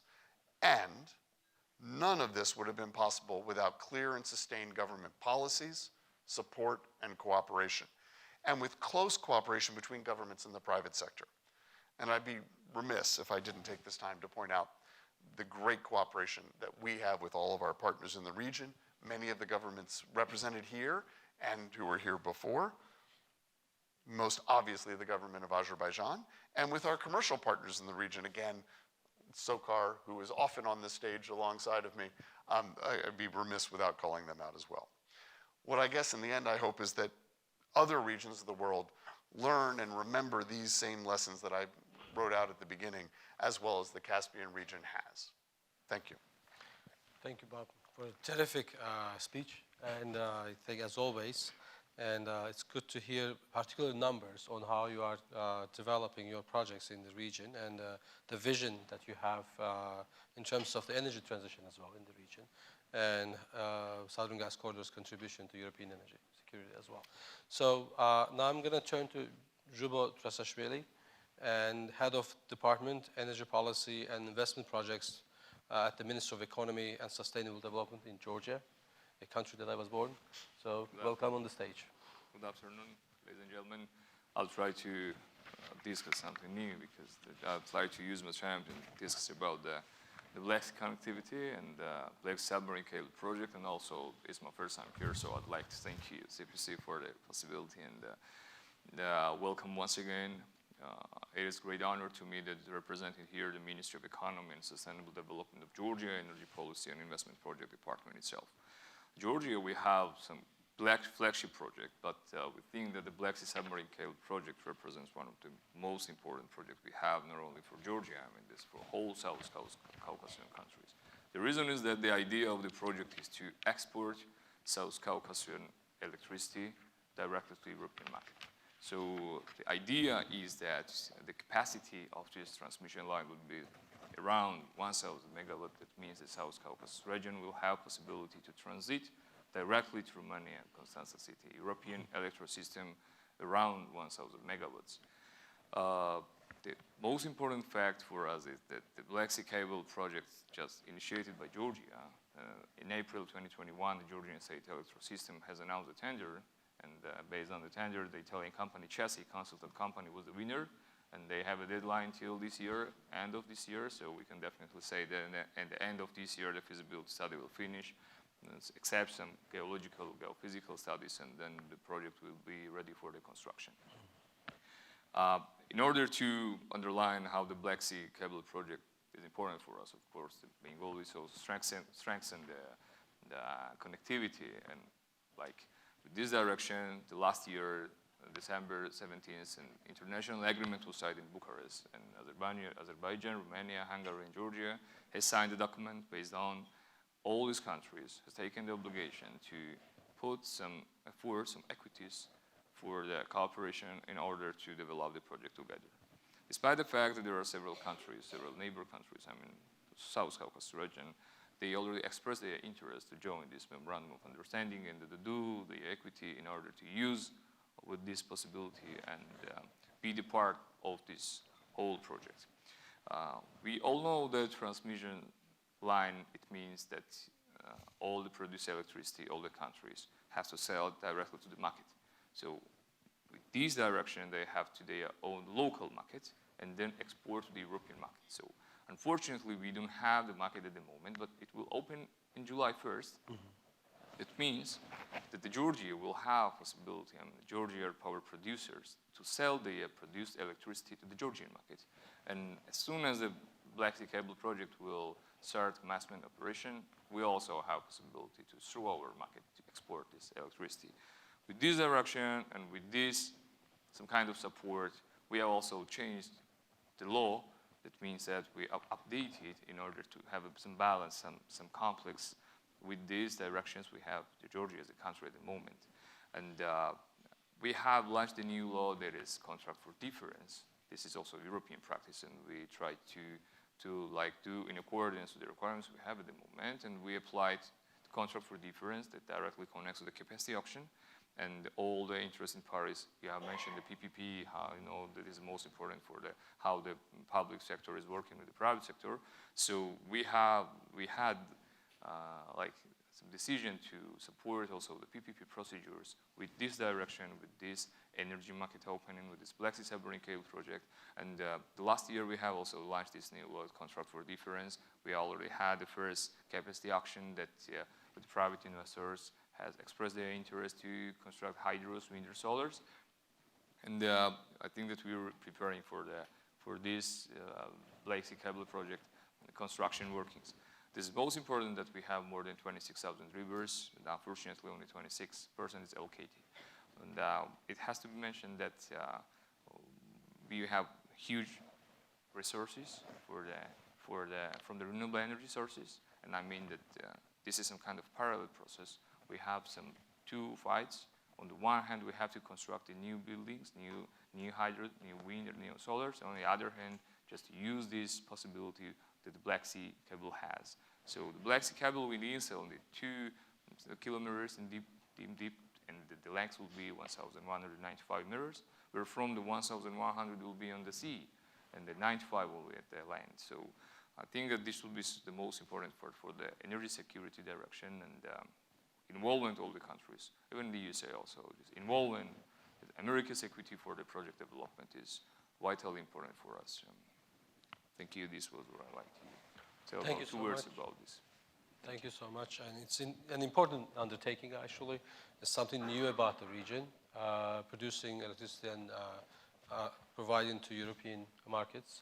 An interesting cooperation group of countries, actually, that is there. And I'd like to commend your country and your partners for doing this. And it's something also other than hydrocarbons, perhaps, in that sense. That's also important for the energy transition as well. Thank you for your comments. Before I turn to the audience, I have a few questions for our speakers, and we still have some time left, so that let me start with Bob, actually, and picking up from the last point that you made, especially availability of new technologies in the energy transition. And how do you think the countries can work better in that sense? Well, obviously, I wanted to comment on the evolution that's occurring in the nuclear area. I mean, to some extent, we're seeing really a burst of activity to develop innovative next-generation reactors of all sizes. But obviously, if you look at this region, and of course you've had the agreements that Russia had signed with Uzbekistan before for building a VVR 1200 reactor, but I know Kazakhstan and others are looking at options too for nuclear. What's happening in the area, and I was just at the Nuclear Energy Institute annual assembly meeting last week, some very exciting things occurring with regards to the development of these new reactors. You may have heard about NuScale because they've done quite a bit of advertising in terms of their modular 70 megawatt or so light water reactor units with high, small footprint, passive safety features, a lot of new elements as well, and flexibility in terms of its role in the system. But other companies are also working on both light water reactor options as well as more advanced systems with different mediums and that require HALEU fuel, which is low assay fuel, which has higher level of plutonium. But these can fit into these systems in the future for both electricity generation at the large scale, as grid scale, as well as more of the mini grid or local level. They can, some of the reactors like the systems that X-Energy is working on and will be developing a project in Texas with Dow Chemical for 4 units by 2029 was announced at the meeting last week. They can provide process heat and steam for industries. So it is a pathway to decarbonization of industry that is so hard to do, especially when you're talking about very high heat applications in large industries. And so that's one possibility. You also have companies like Okla that are working, and they announced their plans for 2026 to have, in a sense, a micro reactor of 15 megawatts that they hope to have in place at Idaho National Laboratory's initial unit. And so you have then the potential for like industrial parks or smaller mini-grid applications where these reactors could come in. And they obviously, while it's not clear exactly what the capital cost will be because it depends a large part on how many orders they're going to have. But you've seen significant efforts to try to market these by NuScale and others in Poland and Romania and elsewhere. And I'm sure they've been talking with Kazakhstan and others on it as well. So I think that there is now a bipartisan focus in the U.S. on trying to support the export of these reactors, as well as more of the larger Westinghouse AP1000 units, which Poland is looking at developing. Also, it's important that both GE, Hitachi, and Westinghouse just announced that they were planning to scale back the AP1000, which is a 1,000 megawatt unit, down to 300 megawatts. So this could be a game changer with regards to having an existing technology that's basically licensed by the, okay, from a regulatory licensing standpoint, which takes a long time. And they're looking at that being available in the early next decade. So we're not talking about immediate applicability here, but we're talking about demonstration projects that hopefully by the end of the decade will clearly show the viability, technical safety, economic viability, if there are enough units. So that's the key question, because these are going to be manufactured. They're not going to be in specialized units built at each site. They're going to be manufactured and then shipped to the site and assembled, so that hopefully it will reduce the construction time to like 3 years or so, as opposed to decade or more with the large reactors, less complexity, not $5 billion a shot like you have now, which makes it very difficult to finance, especially in the US or European context where the governments aren't able to put up that kind of money, as opposed to China and Russia that are trying to finance these units for, and willing to provide the state funding for this. So it's going to be an interesting time, and especially in terms of how the US competes with Russia and China, who are both trying to sell these reactors. And China is also working on the SMRs as well. So I think that there are other technologies. Storage technologies are very important. There's a lot of progress, and US utilities in particular are putting a lot of money in their plans for battery storage. But and Bob and I were talking about hydrogen and what role it might play in storage, as well as taking advantage of existing gas infrastructure to mix. And of course, Europe and Japan have developed hydrogen strategies to try to move in that direction to reduce their carbon footprint. So a lot of things happening. Thank you so much, Bob. Just one follow-up question, perhaps. Has there been any conversations with the countries in the region or on this topic? I believe that's correct. There's nobody from state here right now, but I'm pretty sure that Kazakhstan in particular, there have been discussions on SMR potential. And some of the companies, too, are introducing this. And just one final point is, since it's a greenfield operation for a lot of these countries, it's really important to start now to understand the technology, how it can fit in the system as they go forward, and to develop the institutional and human resource capacities so you have the institutional and regulatory frameworks and that we need, from my perspective, having worked in this and having funded nuclear regulatory activities in Eastern Europe and the Soviet Union, we need to put more money into regulatory cooperation with these governments so that they can see what is necessary to have a safe and effective regulatory framework for nuclear. Thank you, Bob. Good comments, and I hope the countries can take advantage of it and look for alternative options in developing their clean energy in the region.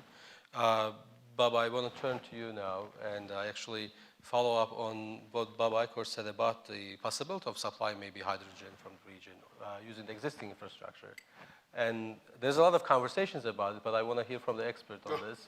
And as a second question, perhaps as well, the region is located in a very complex geopolitical situation. And how do you basically navigate in that space, basically? And that will be interesting to hear as well. Sure. Yeah. Sure. So I think in terms of hydrogen, certainly you do want to take a look and see if there is infrastructure that is available that currently exists that could be used or used in the future for hydrogen. I think, again, as Bob and I were talking about it, hydrogen has a tremendous amount of potential. What I think we're still trying to figure out is what are the best ways of transporting hydrogen? What is the best way from the midterm and to the long term to sort of address hydrogen? Do you want it, where do you want it to be most used? Where can it be most effective? Where can it really help with the hard to abate sectors that exist? And I think we're really still working our way through that. I will also note that I think one of the big things we're struggling with as a sector is if you're bringing on board a tremendous amount of new renewable production, where is it that it's best to put that for the energy transition? Is it best to put it to make green hydrogen? or is it best to put it onto the grid and continue the electrification of as much as possible and add it onto the grid? And there's no, this is not a loaded question. I think this is an open question to discuss. I don't think anybody has the perfect answer, but it's something we have to think about as we're looking through how to get to the future of hydrogen. The last thing I'll say, and I think it's a very important one for the region, is maybe not so coincidentally, it goes to one of my other points, which is government policy matters. If you don't think government policy matters, then you're not watching what's happening, frankly, here in the United States with the IRA and the Infrastructure Act incentives on clean energy. The rest of the world is looking at this going, and hopefully the point is for it to follow, right? But right now, a company like BP has a certain amount of capital expenditure that we can have, and there's a limit to it. Where are we going to put that capital expenditure for hydrogen? We're going to put it where we think we have the best return. And right now, if you're looking at the policies and the incentive structure that exists in the United States currently looks to be winning that CapEx battle over the rest of the world because of that incentive structure. Again, if you don't believe government policy matters, here's the example. And if you don't believe businesses respond to incentives, both disincentives and incentives, you're also missing it, because they do. So that's a fascinating thing to watch to play out. And I think that's something the countries of the region of the Caspian, I think, need to look at, is where do they want to place their bets in this transition, and how can public policies create both the incentives and the disincentives to get to the future you want to go to. And that's something I think that's very important as we're taking a look at not just hydrogen and the infrastructure that is potentially useful for hydrogen, but also what do you do with that hydrogen elsewhere? How do you move forward? And who's going to get that first bit of that infrastructure investment? Excuse me. How do you work in a complicated geopolitical region like the Caspian? The temptation is to simply be flippant and say very carefully. And that's not wrong.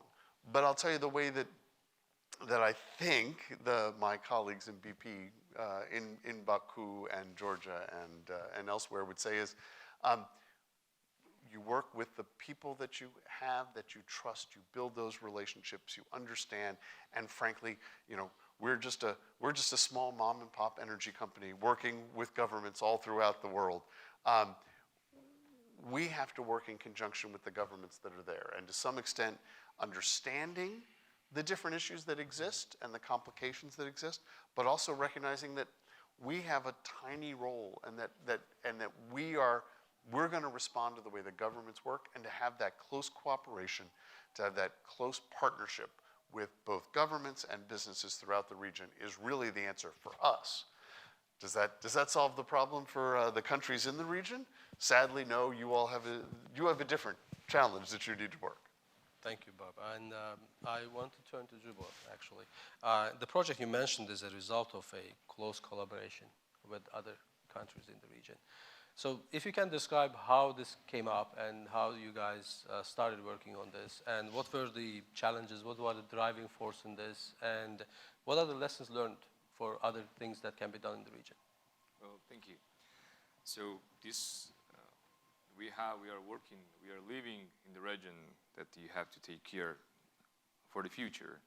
And 2016, we have signed the association agreement, and we are doing and following the steps to be the real parts of the European Union. And with this direction, we had thinking what would be the practical way to be more close to the European side. And before you will be part of with this direction, you have to do all the practical steps to be the European Union. So after the researchers analyzing, you know that we have several resources of the energy. From the energy, we can produce several energy, construct more hydros, wind or solars. That were quite new for us. We have like 5 or 6 year experience for wind or solar. We have only one wind farm, but we have a several memorandum of understanding based on almost like 110 or 120 feasibility studies are finishing. And these projects are almost ready for building and for construction, for commencement of operation. That means that we have to be ready for the everything that has to minimize our import. Unfortunately, we are an importing country. So with this direction, we have realized that the Black Sea submarine cable project would be one of the useful, one of the practical steps for the European direction. That means that when this project will start operation, Georgia will be one of the major partner of European Union.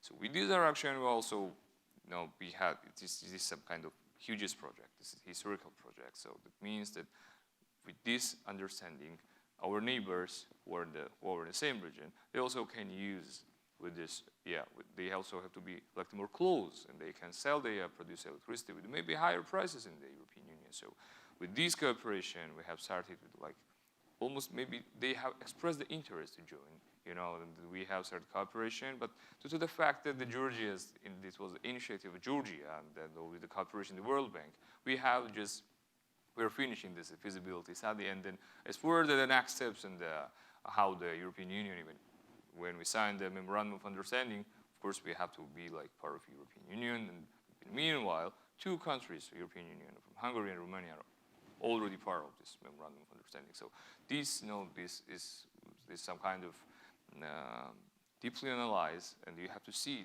how the project importance is. All the countries are seeing it.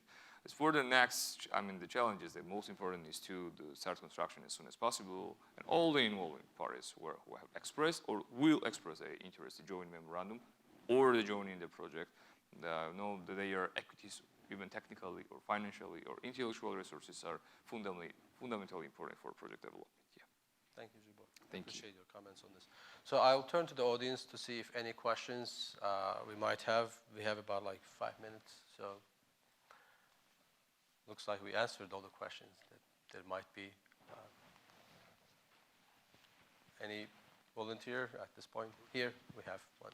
Yeah. Please Hi. introduce yourself and Okay, I'm Zulfia from Azerbaijan, and my question is about BP and the role of BP in Azerbaijan. So currently there is there are some investments on green energy, but also the majority is about still oil energy. So I wanted to ask, how do you see BP in Azerbaijan, the future, let's say, because it's going to be mostly green energy in the world, and also we see that this is the tendency that we have also in our region. So I just wanted to ask, how do you see in your, in Azerbaijan and also in Caucasus, the role of BP in the future? Thank you. Let me get another question, then we can. Ariel, go ahead. Ariel Cohen, the Planning Council, also a question about BP and Good. We have 2 questions. security of oil and gas assets in Caspian and in Azerbaijan. Over the last several months, the relationship between Iran and Azerbaijan has deteriorated. There was a murder of the security chief of Azerbaijani embassy in Tehran. There was an alleged assassination attempt of an Azerbaijani member of parliament connecting to possibly Iranian services. The relationship is now characterized by friction. Do any of you see any substantive threats to the offshore assets in the Caspian in terms of oil and gas, but also pipelines? Thank you very much. So I think I'd characterize BP's future in Azerbaijan like I would characterize BP's future globally. It's I think, a great microcosm for the way we as a company are looking at it. First of all, we recognize that there is still a need for hydrocarbons, and we have a big part of how we make money is through our resilient hydrocarbon.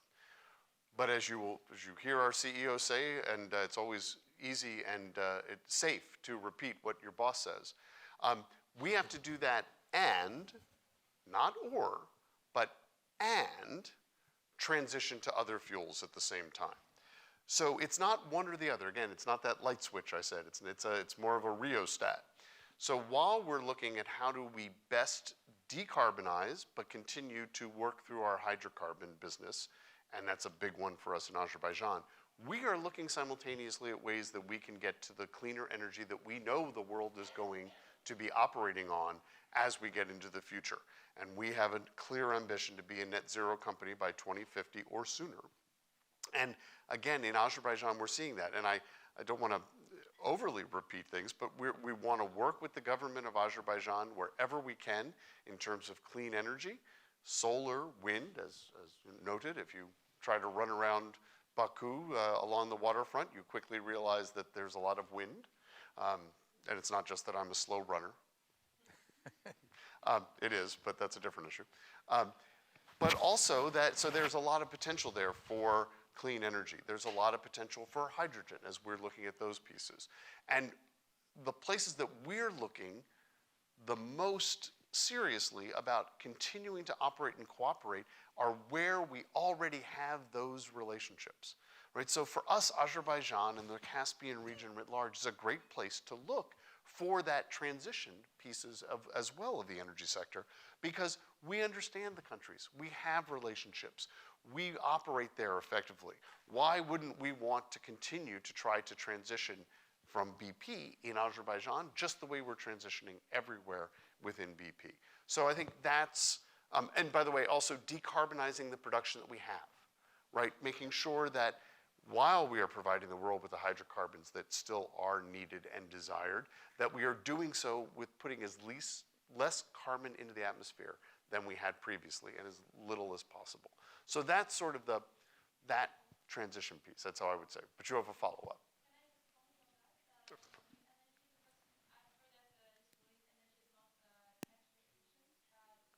Because it doesn't have one direction, and it's always floating, and you cannot use efficiently these equipments for that. And like honestly, whenever you cross this place, I've never seen like they are actually functioning. So I don't know whether whether it's efficient or like it's a myth that we get used to. Yes, Baku has a wind, but whether we can use it or not. So I just don't think that it's like I've. Well, I think I can convincingly tell you that I too have been to wind farms where I've seen two turbines right next to each other, and one is spinning and the other one isn't. And I have to say, that's where I go back to. If you heard my resume up till this point, you'll know that I am not an engineer and that I can't answer that question. But I have a lot of people, I know a lot of engineers, and they keep telling me there's a lot of potential there. So I hope that they're right, but I'm a policy guy, which does kind of lead me to the geopolitics question, if you will, in the region and the security piece, since security and geopolitics sort of is my traditional wheelhouse. Look, I think certainly it is a tense time. I guess I'd go back to, I don't think anybody ever involved in the projects of Shah Deniz, Southern Gas Corridor, or anything else offshore in the Caspian thought that there was an easy time. So I think it was based on the consortium, the structure, all of the things that how we operate in that region are based on the idea that this is a complex region where sometimes countries will get along great and sometimes those same countries won't get along great. And I feel very confident, frankly, in the governments in the region, Azerbaijan in particular, their ability to operate and figure out how to keep all of the neighbors relatively happy and peaceful. And I'm going to bank on that as we come up. But obviously what you've mentioned is something that everyone in the region is looking at carefully and trying to figure out what the long-term implications are. Thank you, Bob. That was a good closing comment, perhaps. We are out of time at this point, and 3 minutes over. Thanks for being patient, bearing with us throughout the day. I hope it was an insightful and good conversation for all of us. Thanks for taking time and joining us at the Caspian Policy Center's 7th Trans-Caspian Forum. Once again, I want to thank all our partners, all the embassies, for helping us. And I want to thank our panelists here, Bob and also Juba, for being with us. Let's give a round of applause to our colleagues. Thank you so much.